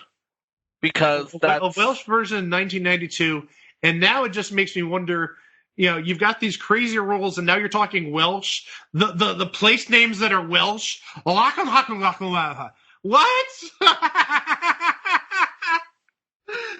Yeah, I mean, have you ever seen any of these place names in Welsh? You imagine if there was a Swedish version of Monopoly? Oh God. I am right now. I am looking for information on the S4C Monopoly. I don't think it exists outside of Truth by Consensus Wikipedia. Oh wait, our friends at UK Game Shows. Hi, UK Game Shows. Okay, so it was essentially the same, but here's the thing. The properties were either British cities or world cities, depending on whatever season was playing. They aired 2 seasons of this show. I was just going to say, they aired 2 seasons of this show. And I'm really surprised that they didn't use, like, Mayfair and stuff like that. And again, aside from that, it is exactly like the show we got. We apologize, Wales. Yeah, we're sorry. Well, that was Saturday night in summer of 1990. While you were watching ABC, anxiously awaiting possibly who might have killed Laura Palmer, you had Jeopardy, and you had Monopoly on Saturday nights during the summer of 1990. And you know what killed Laura Palmer? Watching Monopoly. Yeah, I think she was the first of many victims, yes. That's how Bob killed her. She beat her watch Monopoly. Oh, God. I need some pie and coffee after that. Well... I'm going to go play some slot machines. I hope you don't mind. Okay, well... Oh, jeez. Well, Super Jeopardy and Monopoly. One was a challenging, bust-your-brain quizzer to find the smartest person in America. The other was challenging to figure out and busted your brain as you were watching it. Together on ABC on Saturday nights... They were a thing on TV. Oh, those rules to Monopoly. Those are such complicated rules. It'll give you a headache. But you know what won't give you a headache, guys? The fine shows here on the Place to Be Nation Pop Feed. And we have so many great shows for you going on right now at Place to Be Nation Pop. Right now, we have the Hard Traveling Fanboys. They had their 200th episode, and after nearly 4 years, it came all down to this. as the longest-running weekly episodic comic book podcast in all of Place to Be Nation. And sadly, it is also time for them to take a hard-traveling hiatus as Greg and Nick explain why they're taking an indefinite break from podcasting. Along the way, they look back at the people who made their 200 episodes an achievable number, from their favorite episodes to their favorite guests. The boys reminisce and look to the future. It's a candid discussion about the very real burnout both have felt at times during the show, and how they're planning to recharge some of their passions. On the Brother Sister Rewatch podcast, Kevin and Mary look at episodes 7 and 8 of the 5th season of The Office, Customer Survey, and Business Trip. While covering these episodes, the siblings discuss Pam's art school odyssey, Jeff and Dwight's great team-up, Michael's chronic loneliness, and a rare, good Andy episode, and much, much more. And on the latest episode of Looking Forward, Looking Back, Andy Afferton is joined by Jennifer Smith, Tim Capel, and Miranda Berthold to review the movie releases from this past fall, which include It Chapter 2, Downton Abbey, Joker, Parasite, Doctor Sleep, The Irishman, Frozen 2, A Beautiful Day in the Neighborhood, Jojo Rabbit, Knives Out, Midway, Bombshell, Cats, and Star Wars Episode 9, The Rise of Skywalker. And of course, be sure to check out the Place to Be Nation wrestling feed, which includes a dive into topics running the gamut from the day's WWE through yesteryear, including the Place to Be podcast, Main Event, Wrestling Warzone, Extreme 3-Way Dance, Jenny and the Gems, Body Pressure Luck, PTBN, NXT, and so much more. Subscribe today. And while you're at it, subscribe to Jennifer Smith's The Jenny Position feed as well, as this is a new home of Geek and Sassy, Talking Pop, Freak Out, Drive-In, telling stories, and more. And on our social media pages, the greatest sitcom of all time tournament is now in its final stages. We're now in the final 4. It's down to the nitty-gritty. Which show will be crowned by the Place to Be Nation as the greatest sitcom of all time? Well, you're going to have to log on to their Facebook page and check it out. But unfortunately, as I've said before, if Hello Larry isn't on the Final 4, nothing matters. Nothing matters. I'm just going to say it right now. By the way, we've also kicked off our 2020 stretch project determining the greatest WCW match ever. You have all year to do your research, promote matches, and build your list. Conversation rules can be found at www.facebook.com/GWCW matches or on the Pro Wrestling Only message board. And be sure not to forget to check out PlaceToBeNation.com each and every day. We have new voices and fresh takes bringing you articles on topics in the worlds of wrestling, sports and pop culture, trending trends, SmackDown on Fox Report, This Week in the WWE by John Crow, Paulie's Perspective, Jason's DVD Deep Dive, and Ben's Unpopular Opinion. And don't forget about veteran columns like Glenn Butler's weekly Walk Around the Web. And if you're doing online shopping over at Amazon.com, be sure to click on the Amazon banner on the right side of the Place to Be Nation homepage, or use www.placetobenation.com/Amazon. It'll take you right to Amazon and helps out PTBN at no cost to you. Alright, let's get into the final topic of this week's trio of It Was a Thing on TV episodes here on PTBN Pop, as we look back in early 2000 when Who Wants to Be a Millionaire was the biggest thing on television, and the other networks decided to throw their hat into the big money quiz show ring with their own attempts to try to knock off Who Wants to Be a Millionaire.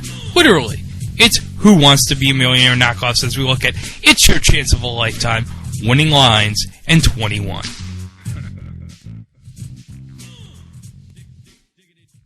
Welcome to the It Was a Thing on TV podcast, episode 20, submission 075. Who Wants to Be a Millionaire Wannabes? We're going to cover 3 shows this episode. We're not going to spend a lot of time in each episode for obvious reasons. We don't want this show going on for 2 hours. We're going to talk about 3 shows who are trying to capitalize off of the Who Wants to Be a Millionaire bandwagon in 1999 and 2000. We're going to talk about It's Your Chance of a Lifetime, and Winning Lines, and 21.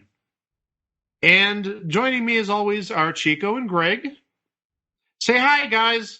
Hi, guys. There you go. Good. The first show we're going to talk about today is It's Your Chance of a Lifetime. It aired on Fox for 5 episodes, 5 big episodes, between June 5th and June 10th of 2000. It's Your Chance of a Lifetime was supposedly a big international hit. and it's coming to America, and it's going to sweep America. And it swept America for all of 5 episodes. It wasn't a bad show. I don't know about you guys. It wasn't a bad show. It's just like nobody watched it, I think. Yeah. So, yeah, just looking at the international status that they touted in the opening, Australia had a version which ran... I believe that was the original version. Yeah, and probably the most popular version. It ran from 1999 to 2000. And actually had the same top prize as the American version, just in Australian dollars. We'll get to that in a moment. And it ran in Germany. It actually ran for 4 years in Germany, 5 years in Hungary, 2 separate times in Indonesia, 2004 and 2008, 2 years in Italy, 2001 to 2002 in Lebanon, and actually there was a junior version in Lebanon in 2002, and it ran in Poland from 2000 to 2002. Versions aired in Norway, France, Israel, and other countries. So it is sort of an international hit, kind of, sort of ish. It was international enough for government work, basically. It is international enough to promote. Hey, it's an international hit. Okay, it's in Australia and a bunch of other countries. Yeah, well, technically, couldn't an international hit be something that's taking place in Niagara Falls, Canada? It's international. Nobody may know of it outside of Niagara Falls, but it's international and it's a hit. Yep. Just throwing that out there. So this was trying to capitalize on Millionaire, as we said at the start of the show. It's a coattail rider, a knockoff of sorts. As we said, it aired from June 5th to June 10th, and it was actually supposed to be a weekly series after that first week, but it got the axe. After week 1, it got the axe. The show was supposed to have aired Monday through Friday, the 5th through the 9th of June, but ABC decided to air a special episode of Millionaire opposite it on June 7th. And so Fox opted not to air an episode that day and delayed the remaining episodes 1 day each. Oh, I wonder if ABC's maneuver here actually sort of threw everything off. I love it. So, really, It's Your Chance of a Lifetime was like the last of the first copycats or heirs to the throne, if you will, after Millionaire had a success in 1999. And the game really wasn't all that difficult. A single player played this game. There were a total of 10 questions. The first question was more or less like a qualifier question, where if you got it right, and it was a really simple question, you got a credit card bill taken care of. And to increase the drama or the effect, not only did the contestant have the credit card bill with them, there was a giant shredder on stage. So what would happen is if the person got the question right, Gordon Elliott, who is the host of the show, would take the credit card bill and stick it in the shredder, and you saw the shredded bill at the bottom because it was like a plexiglass or a glass bottom on the shredder. So after the initial credit card question, 9 more questions were played in the game. There were 10 categories given, and for each question, 1 category was chosen presumably at random.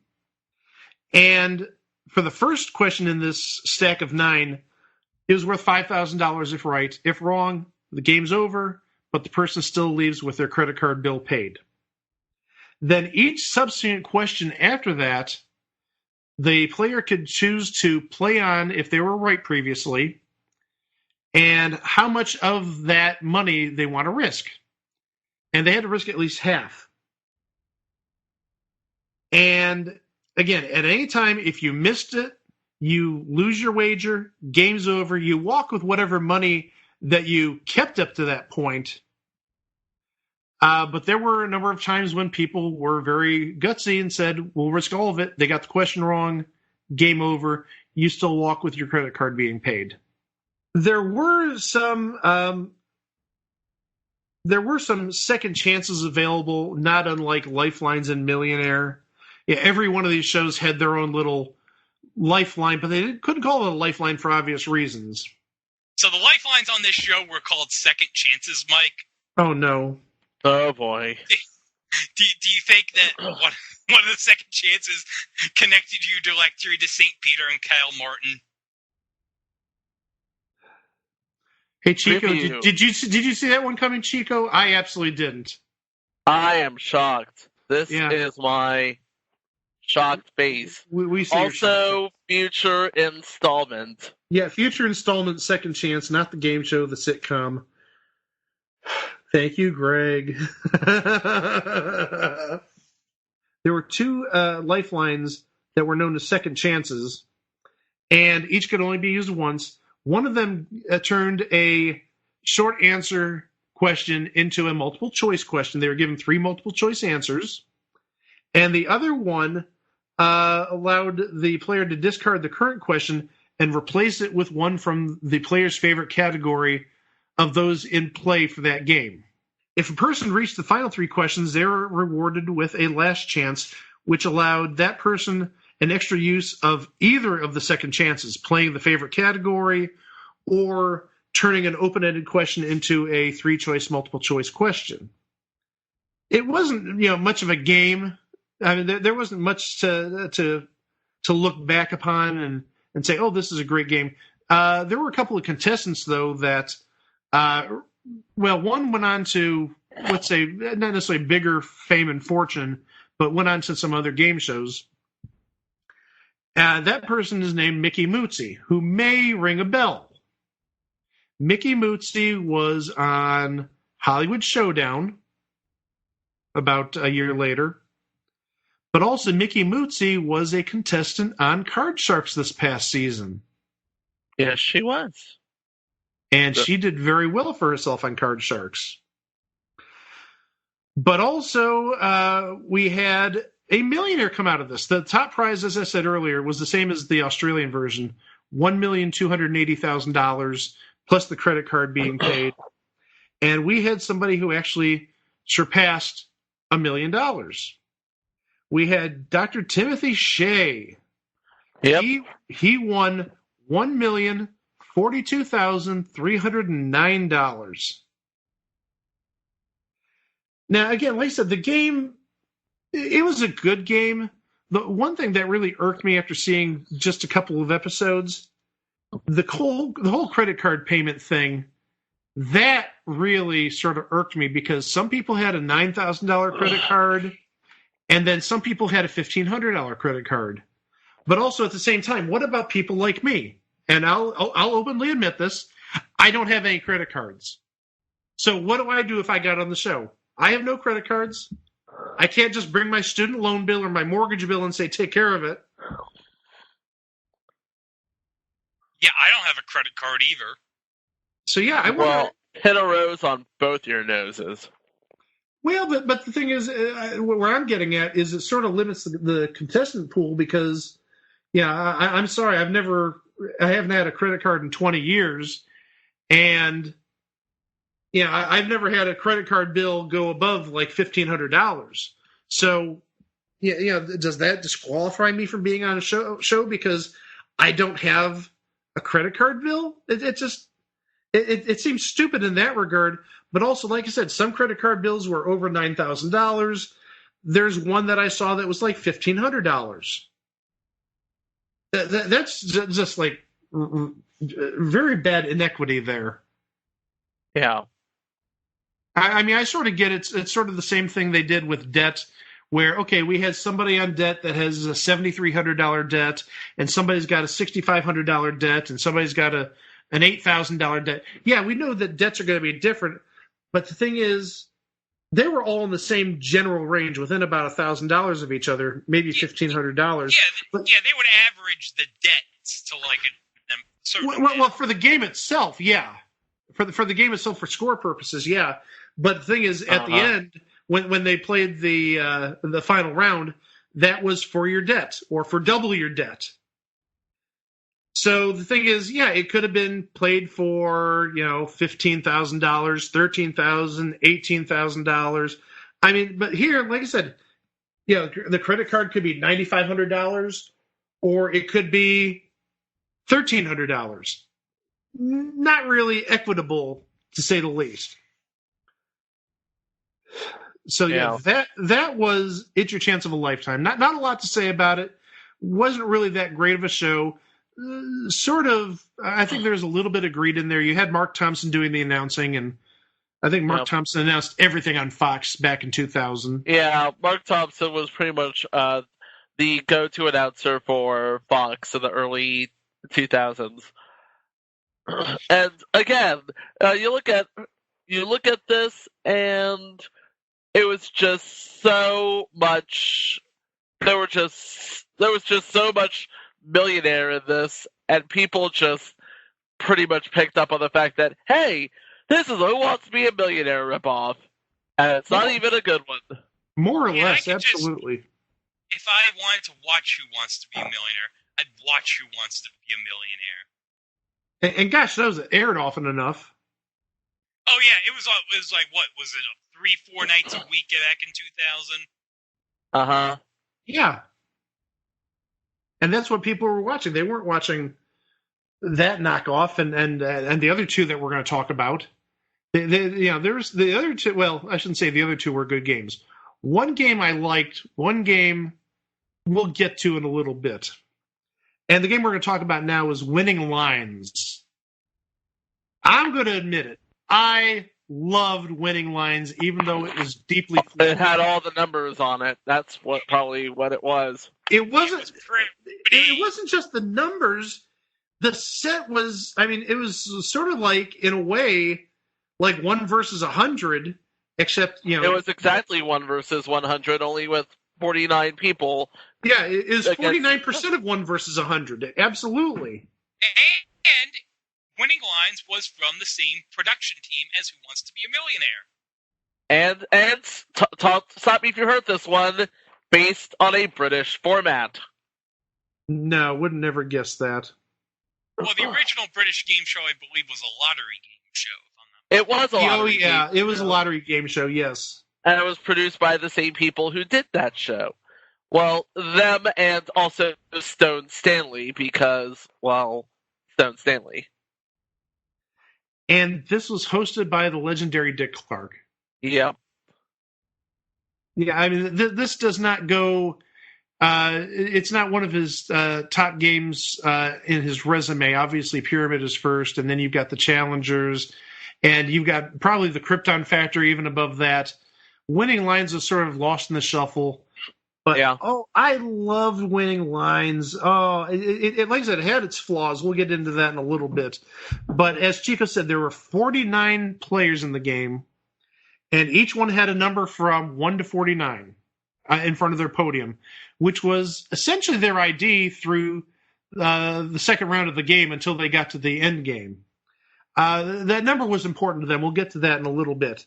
So there were 6 questions that were asked, and the answers were all numerical, and whoever among the 49 players answered first moved on to the next round. And then with the 48 people that were left, they did it again, and 47 and 46 and 45 and 44, until they had 6 people for the second round. And the 43 people who were left over, they were just sent home. Bye-bye. Thanks for playing. So, just off the top, you had pretty much a 1 in 8 chance of moving on, just by pure luck. Just basic statistics and probability says that. But then round 2, and this is where I have issues. You basically had to sort of protect your number. And what I mean by that is that 2-digit number that you're given between 0, 1, and 4, 9.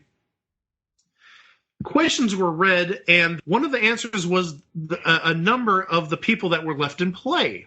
So if we had, let's say, 1, 2, 3, 4, 5, and 49, you knew the answer to the question was either going to be 1, 2, 3, 4, 5, or 49.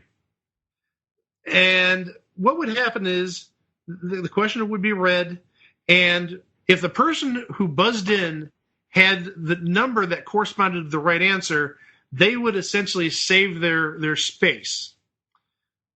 If anybody else answered with that person's number, the person with that number would be eliminated. So if the answer was 49 and the person with number 2 buzzed in said 49, the person that had number 49 would be eliminated. And you did this until there was one person left. And if nobody buzzed in on a question, Dick Clark then gave the correct answer, and the contestant with that number was eliminated. The one person who remained won $2,500, and the other 5 people each received $1,000. I mean, this is kind of cutthroat, but here's one of the big flaws. Just the way you look at it, if no person defends their number, you're going to go through 5 questions. Yeah. You've got 6 people, 6 numbers in play. One person's number is not going to come up at all. That person is essentially safe, if you think about it. Or at least has the best chance of winning. Let's say that. The best chance of advancing. So, yeah, I mean, if the answers are 1, 2, 3, 4, 5, and 49, okay, maybe question 1, the answer is 1. Question 2, the answer is 2. Question 3, the answer is 3. Question 4, the answer is 4. Question 5, the answer is 5. That person who has 49, if you think about it, the only way they could lose is if they buzz in and give a wrong answer. True? True. Yes. True. That's a flaw. That's a big flaw. Now, I'm just bringing it down to its core. That is a horrible flaw. If you have the one number that just by chance doesn't get called in a series of 5 questions, you have a huge advantage. Basically. Yeah, the numbers say so. But then, and this is maybe the best bonus round of the last 20 plus years. When you think of winning lines, this is what everyone will think of in their first thought in their head was, oh my god, that bonus game was amazing. The bonus game, overshadows everything else. The Wonder Wall. Yep. OMG. I'm sorry. I'm going to say that. OMG. I don't care if I sound like a teenager. It was amazing. And to think this came from Stone Stanley, the people who brought you Running Through the Funhouse and Running Through the Hidden Temple. So, how is the Wonderwall played, you're probably wondering? I'm wondering just that. Well, you have a triple screen of 49 correct answers, and you have 15 seconds to study them. And then you're drilled questions for 3 minutes, I believe. If you answer 20 of them correctly, giving the number and the answer, you win $1 million. So simple. Yeah. But here's the thing. You are given 3 strikes. If you get the question wrong, that's a strike. You get 3 strikes, you're done. And you lose everything. You get 2. I believe you get 2 passes, 2 pit stops where you're allowed to stay on the board for another 15 seconds. Right. We also should add that each of the answers on the board was numbered. So you had a number for each answer, 1 Poughkeepsie, 2 St. Louis, 3 Pope John Paul II, et cetera, et cetera, et cetera. And you actually did have to answer in that way. You had to say 3 Pope John Paul II. And the money went up with the number of correct answers. This is a long way, so we're going to go through the entire ladder. There's actually there are 20 different spots on this ladder. So if you got 0 or 1 correct answer, you won $2,500. 2 got you $5,000. 3 got you $7,500. 4 got you $10,000.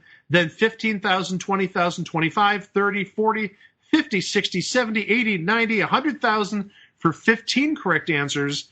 200,000, 300,000, 400, 500, and then all 20 got you $1 million. And the premiere episode had somebody so close to the $1 million. Oh.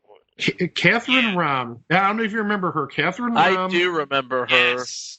And she breezed through this game. And she was at the 19 correct answers, $500,000 in her pocket, And the time was counting down. She maybe had 10 seconds left, maybe a little bit longer. And she ultimately bailed, left with $500,000. But there's one big thing. She still had a pit pass to use, a pit stop. She still had a pit stop to use. So she could have used the pit stop, taken the 15-second timeout, looked for that one answer, won the $1 million. Wow. But yeah, I mean, I loved everything about this game, minus the flawed second round.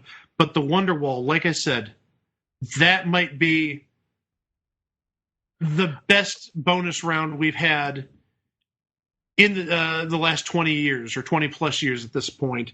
It was amazing. And you had Dick Clark running it all. And Dick Clark is a consummate pro. I mean, it was a great host. It was a decent show. But not unlike Monopoly and Super Jeopardy that we talked about the previous episode, it was buried on Saturday night. It was a Saturday night at 8 o'clock. I don't know if it would have done any better in any other time slot, but it's sad that this show lasted only from January 8th of 2000 to February 18th of 2000. Only 10 episodes were recorded, and actually one of them went unaired, so only 9 shows aired. Yeah. But that's Winning Lines. Now, do you guys have anything to add about Winning Lines? Well, did you mention the bailouts? You were allowed, as Chico said, with 3 wrong answers, the game's over. You lose everything you had earned up to that point, minus the $2,500.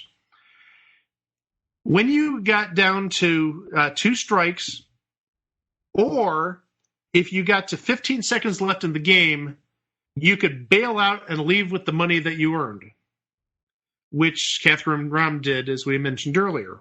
Yeah. Winning Lines, I thought it was a very good concept for a game show. I think out of all the 3 other shows that came out of the wake of Millionaire, between Greed, Winning Lines, and 21, I personally, I like Greed a lot, but I think as far as presentation and everything goes, this was the best, especially with the bonus game. I actually would agree with you. Greed was a little too cutthroat for me. And like I said, you had Dick Clark. The game, I just love the concept of the game outside of its flaws, and the Wonderwall is just absolutely amazing. But you talked about 21. I think that's where we're going to go next, 21. Yeah. So 21 was a revival of the infamous game show of the same name from back in the late 50s.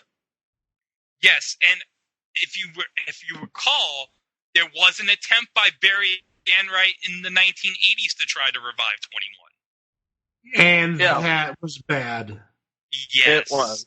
That was with Jim Lang wearing no glasses. And with what would turn out to be the numbered jumbler from Break the Bank in 1985. Ugh. That's one way of saying it. Ugh. Well, 21, as you may remember, if you've seen the movie Quiz Show, it was maybe the most popular rigged show back in the 50s. It was the one where Charles Van Doren was on for ages, and Herb Stempel was given the answers, and he didn't want to throw his game. And we all know the story if you've seen Quiz Show.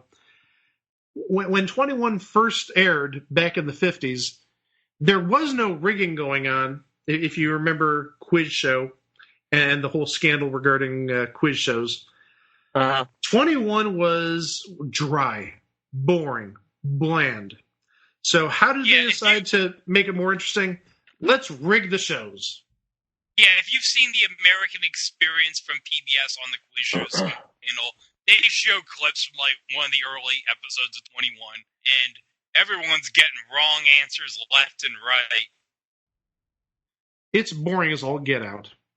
So how do they make the show more exciting? Let's rig it. And, that seemed really good until you had Herb Stempel, who was playing the game straight, and, they gave me these answers, and, I knew the right answer to this, but they wanted me to throw the game because Charles Van Doren was a national hero, and he had won, well over $100,000 at the time, and he was a minor celebrity in his own right at the time. He was on the Today Show. He was on the Today Show, absolutely. That's what I was just going to say. So, I can't take down this pretty boy who went to, I believe, Harvard, one of the Ivy League schools. I believe he was a doctorate in some sort. So yeah, you've got the hero in Charles Van Doren who's being fed everything, and then you've got Herb Stempel who's like the antithesis, the guy who's really he did not look good, sort of geeky in a way. And he was playing the game straight, and then this is when all the congressional hearings came about for the game show rigging. And when Millionaire had its success, what was NBC's first thought as to how to combat it? Hey, let's revive 21, the boring as heck show when it wasn't rigged from 45 years ago at that point, almost 45 years ago. And let's, throw tons of money at it. And the problem is the game was not just boring, but pretty easy. I mean, everything was multiple choice or true false. And I don't know, you just couldn't fall in love with the contestants. I shouldn't say fall in love, but it was hard to root for somebody, maybe in the way that, you had Charles Van Doren back in the day. Yeah. So the game 21 is just, as simple as the game back in the 50s. You had to get 21 points exactly, and you were given a category, and you could take any number of points from 1 to 11, and you were given a multiple choice question. And the more points, obviously, the harder the difficulty. If the question was worth 6 or less points, you were given a multiple choice question with 3 possible answers. If it was worth 7 through 10 points, you had 4 choices to pick from. And then for 10-point questions, none of the above was an option. And then questions worth 11 points had 2 correct answers out of 5, and you had to get both answers correct. Incorrect answers didn't take points away from the contestant's score like they did back in the 50s. And just like in the 50s, after 2 rounds, one person could declare to end the game if they thought they were in the lead. And if nobody wanted to take that chance, they continued playing on. Until, again, either somebody said, I want to stop the game, or somebody got 21 points. There were also strikes. If you got an incorrect response, you got a strike, and just like everything in life, 3 strikes and you're out. Yeah. But there was another twist. But there was another twist, yes. I was just going to add, for 11-point questions, you still got a strike for an incorrect response. You didn't get 2 strikes, but you still got one even if you got one of the correct answers and the other one was incorrect. But yeah, there was a twist, Brother Chico. Yes, you see, at any point, you could call on a second chance. And it wasn't 2 shots for the correct answer. No. They brought in a left one, and you guys talked it out to see if you could suss out the answer. And if you get it right, you win the points. If not, you get 2 strikes. Yeah, double the help, but also double the risk. Yep. So that adds some more suspense to the show. And then also, you can only use that. Right. Yeah. Obviously. You know what I wish? You know what I would say? I'm gonna call on my second chance. I'm gonna call on St. Peter to help me. Oh my gosh. That's right. I'm gonna keep making more references to the second chance. Damn it! If you had a second chance, no. That's another episode later this year. So, this game, I don't even know if they know what they're doing because the price structure changed very shortly into the game. Originally, the first game was worth $100,000. The second game was worth $200,000. The third was worth $300,000. The fourth was worth $400,000. So that would be $1 million. And then if that person won a fifth game, it would go back to $100,000 and it would just repeat. But then, maybe in a cost-cutting move, in February of 2000, Game 1 was worth only $25,000. Game 2 was worth $50,000. Game 3 was worth $100,000. Game 4 was worth $250,000. Game 5 was worth $500,000. Game 6 was worth $750,000. And then Game 7 was worth $1 million. I almost feel like I should have my pinky finger up to my mouth. $1 million. Well, it was 2000. It was very timely for the Dr. Evil reference back then. Well, it would have been, yeah. And anybody who lost received $1,000 in consolation money. But then there was a bonus round added. Yes, the perfect 21 bonus round. Yeah. This looks really lame in comparison when you're talking about winning $400,000 in a game. People could win up to $210,000. Uh-huh. There were 6 true-false questions. The first one was worth $10,000. The second was worth an additional $20,000. The third was worth an additional $30,000, all the way up to the sixth question worth an additional $60,000. $210,000. Perfect 21. 21 times 10,000 is 210,000. Isn't that lovely how math works out? Now, here's the catch. If you can stop at any time. So if you wanted to take your $30,000 or $60,000 and run, not a problem. But if you played on and you got the question wrong, you went down to 0. And really, when we're talking about the big numbers starting at question 4, you've got $60,000 in your hand. Do you really want to risk $60,000 to win $40,000 more on a 50-50 coin toss? Not necessarily a coin toss, an educated guess, but still, it's not a wise decision at that point. But also, again, when you're throwing out millions and millions of dollars, and then your bonus round, oh, you won $30,000. Who cares? That's like butt wiping money when you've won over $1 million at that point. Yeah. I would. If I've already won $1 million, like, why do I need to risk, if I would give him $30,000, I'm like, okay, that's cool. Never $30,000. I don't need to play this game anymore. Well, yeah, I mean, I would just be like, okay, I'll take the $30,000 and move on, because the next game for me could be worth $500,000 or $750,000. I really don't care about the $30,000. I care about the $750,000. So basically, the bonus game in 21 is irrelevant. I would say It's so. just there to be there. Well, I would say after the first win, yeah. I mean, if you win $100,000, padding it with another $30,000 isn't a bad thing. But the thing is, when you've already won $1.5 million, who cares about winning another $30,000 or $60,000 at that point?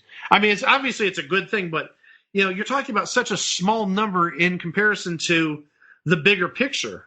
The one thing that this version had, which I don't think many shows, if any shows, have done since then, is that there was a live band, at least in the early episodes. And that was really a cool touch. It was also a throwback to the original version of 21, which had, I believe, a live orchestra. Yeah, I think everything back in the 50s pretty much had live music.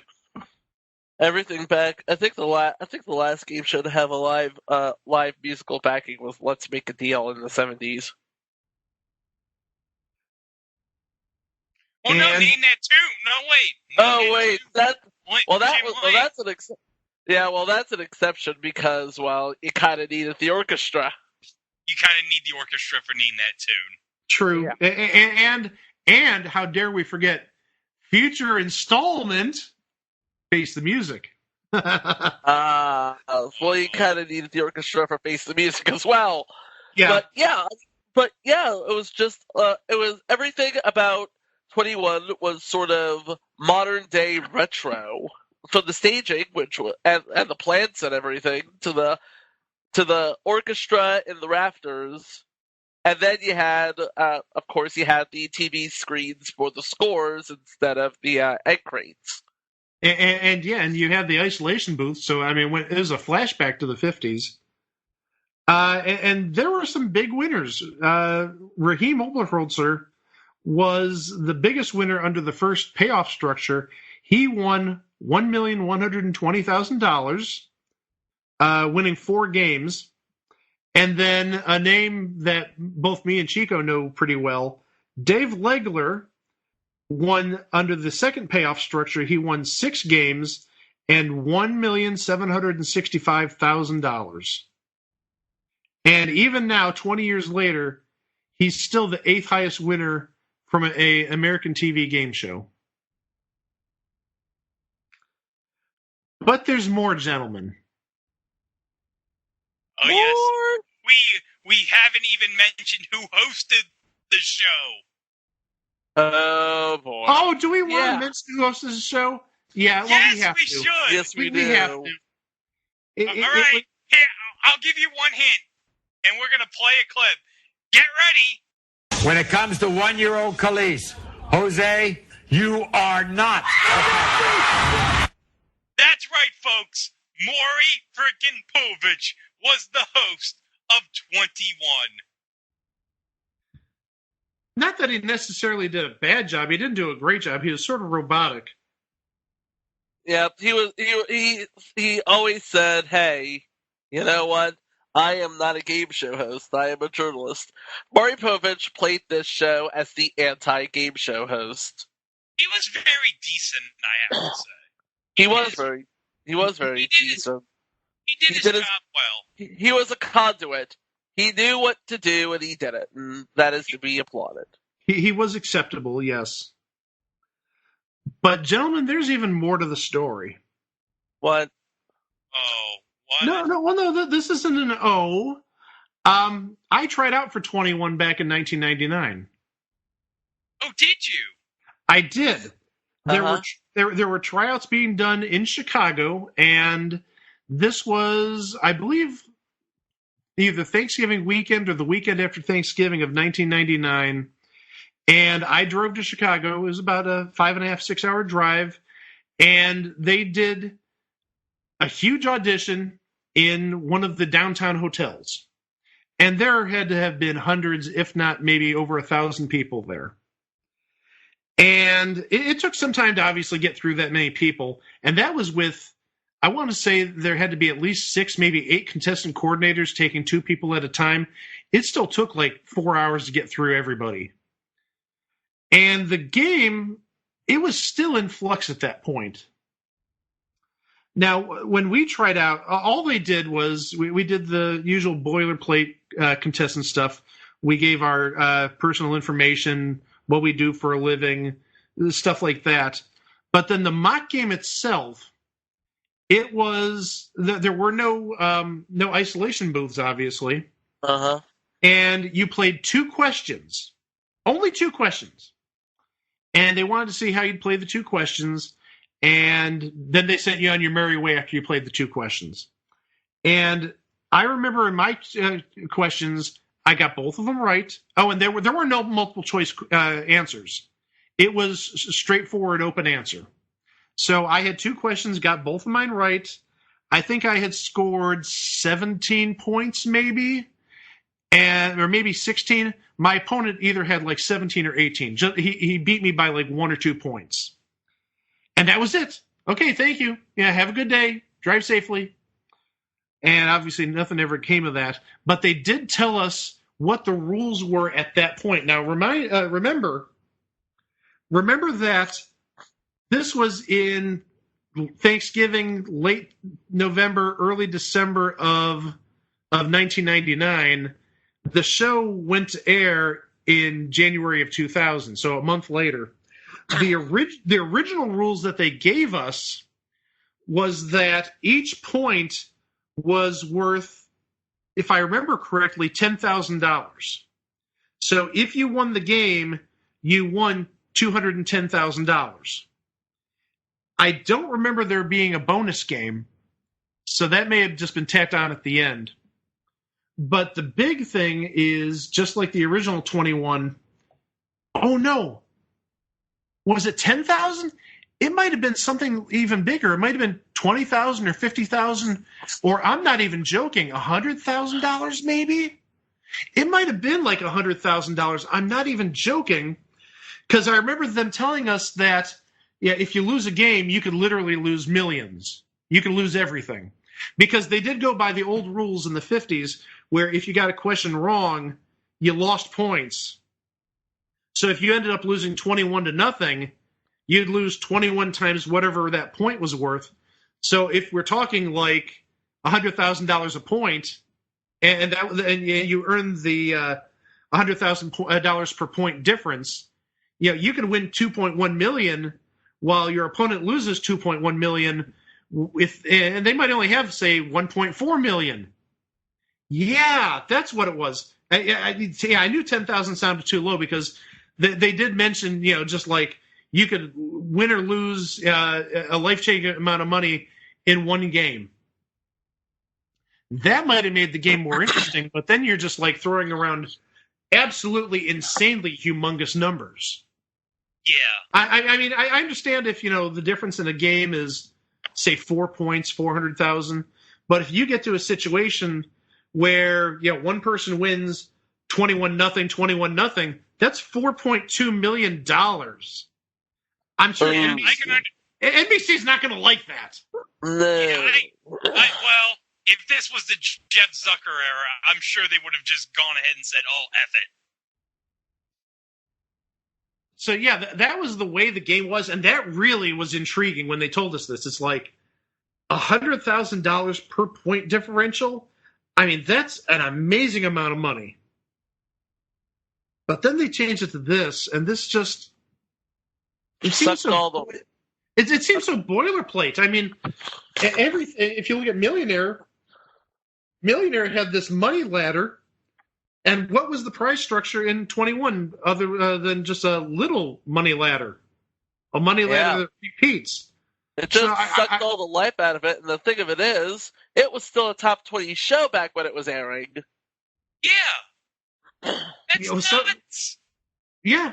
I mean, Greed had good ratings too, and I mean, even for, I want to say 10 to 15 years after it, no show in that Friday 9 o'clock time slot ever did as well as Greed did.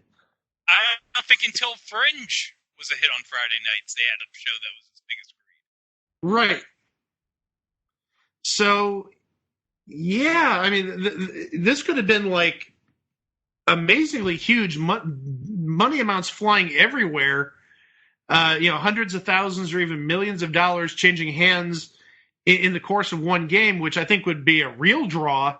But then they went this other route, and it's like, Fred Silverman, you screwed up again. Yeah. Hey, why not? Fred Silverman screwed up in the 60s, and the 70s, and the 80s. He screwed up in the 2000s as well. What decade didn't Fred Silverman screw up in? 2010s.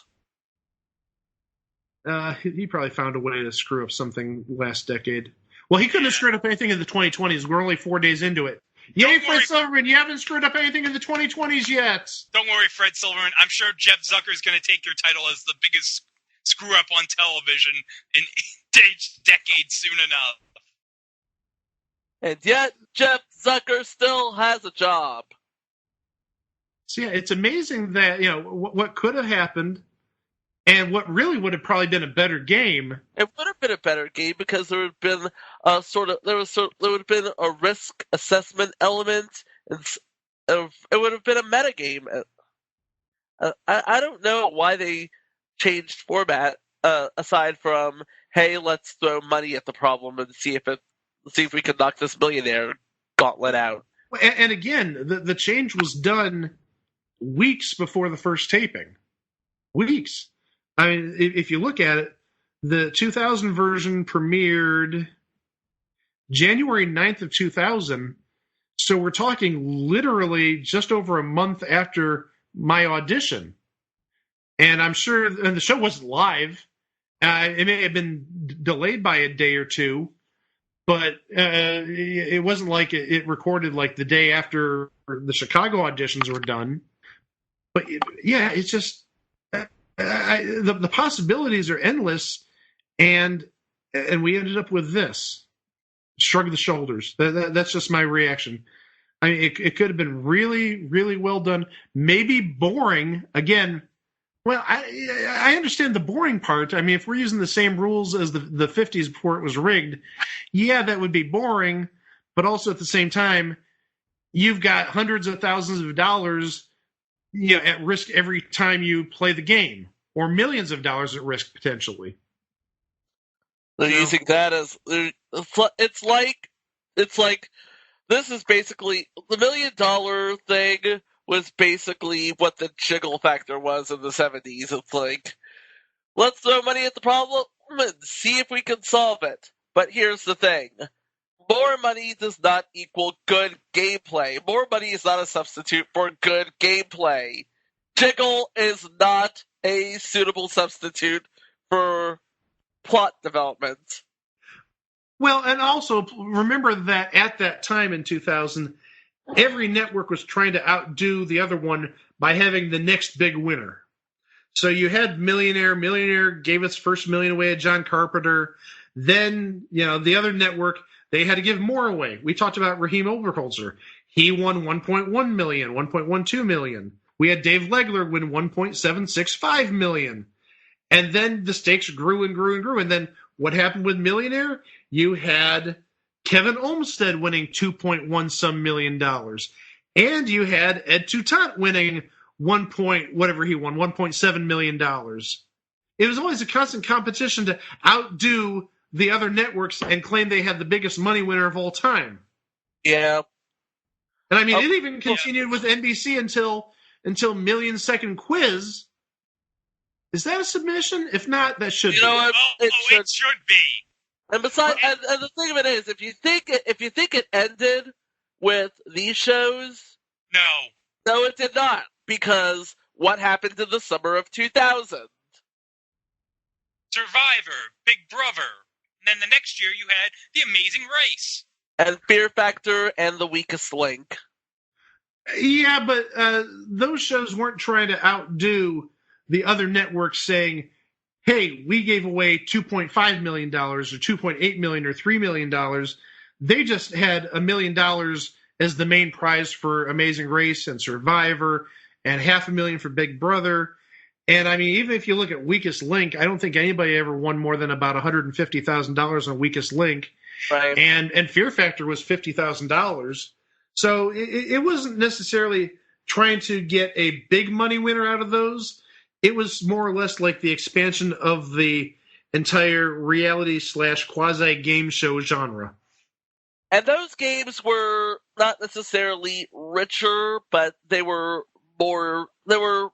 better done, better executed, had better development. Like I said, Jiggle is not a substitute for plot development. And we remember those games more than we did the three that we mentioned on this episode. And really, you have a great point there when talking about Survivor, the whole plotting, the trying to survive on an island for 42 days. Amazing Race was learning so much about the different cultures and just the different areas. I mean, they went to some amazing parts of the world. Each of them had their own different draw in different ways, but by no means were they trying to ever say, hey, we're the game or the TV show that gave away $8.7 million to Joe Schmo. Spoilers. Another submission. Joe Schmo. What is going on? What is going on? Well, that's our look at three of the sort of wannabes to the Millionaire Throne from 2000. Yep, each one had their own strengths. Each one had a boatload of weaknesses, but ultimately they could have been really good, but ultimately they were just a thing on TV. They were just things on TV, absolutely. Well, as always, we're at www.itwasathingontv.com. And Greg has some news for us about something that we were added to just within the last couple of days. Greg, please tell the listeners what happened. We are now officially syndicated on the Place to Be Nation hot feed. Now, for those of you who don't know about Place to Be Nation, it's on the website placetobenation.com, and it's basically a hub for your pop culture world. In fact, the slogan is the only place to be in your pop culture world. And they have a lot of articles about stuff like wrestling, stuff like comics, stuff like television, and they have a bunch of podcasts. They have a wrestling feed podcast. In fact, Mike, they have a wrestling themed game show. And do you want to know what the title of the wrestling themed game show is? What is it? Body Pressure Luck. Oh, jeez. Oh, brother.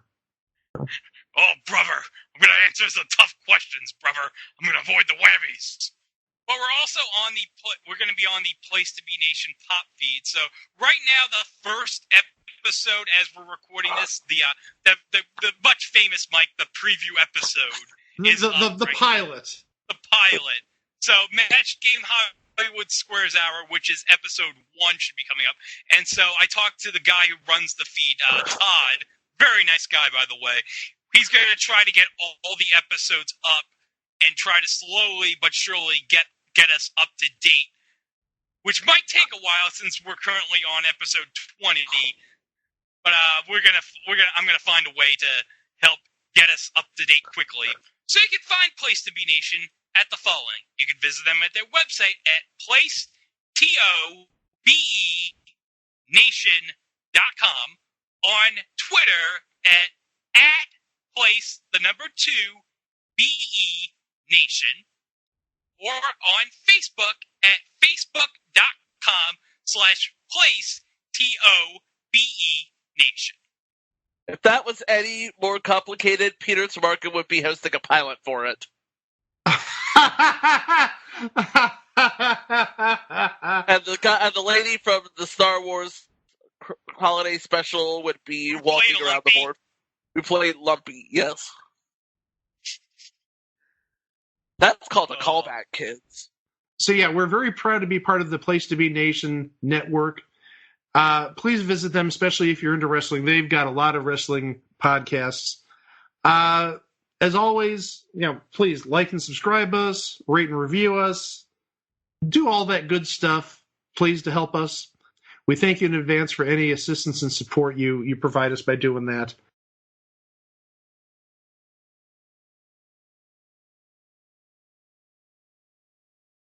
So next week, we sort of veer out into the unusual.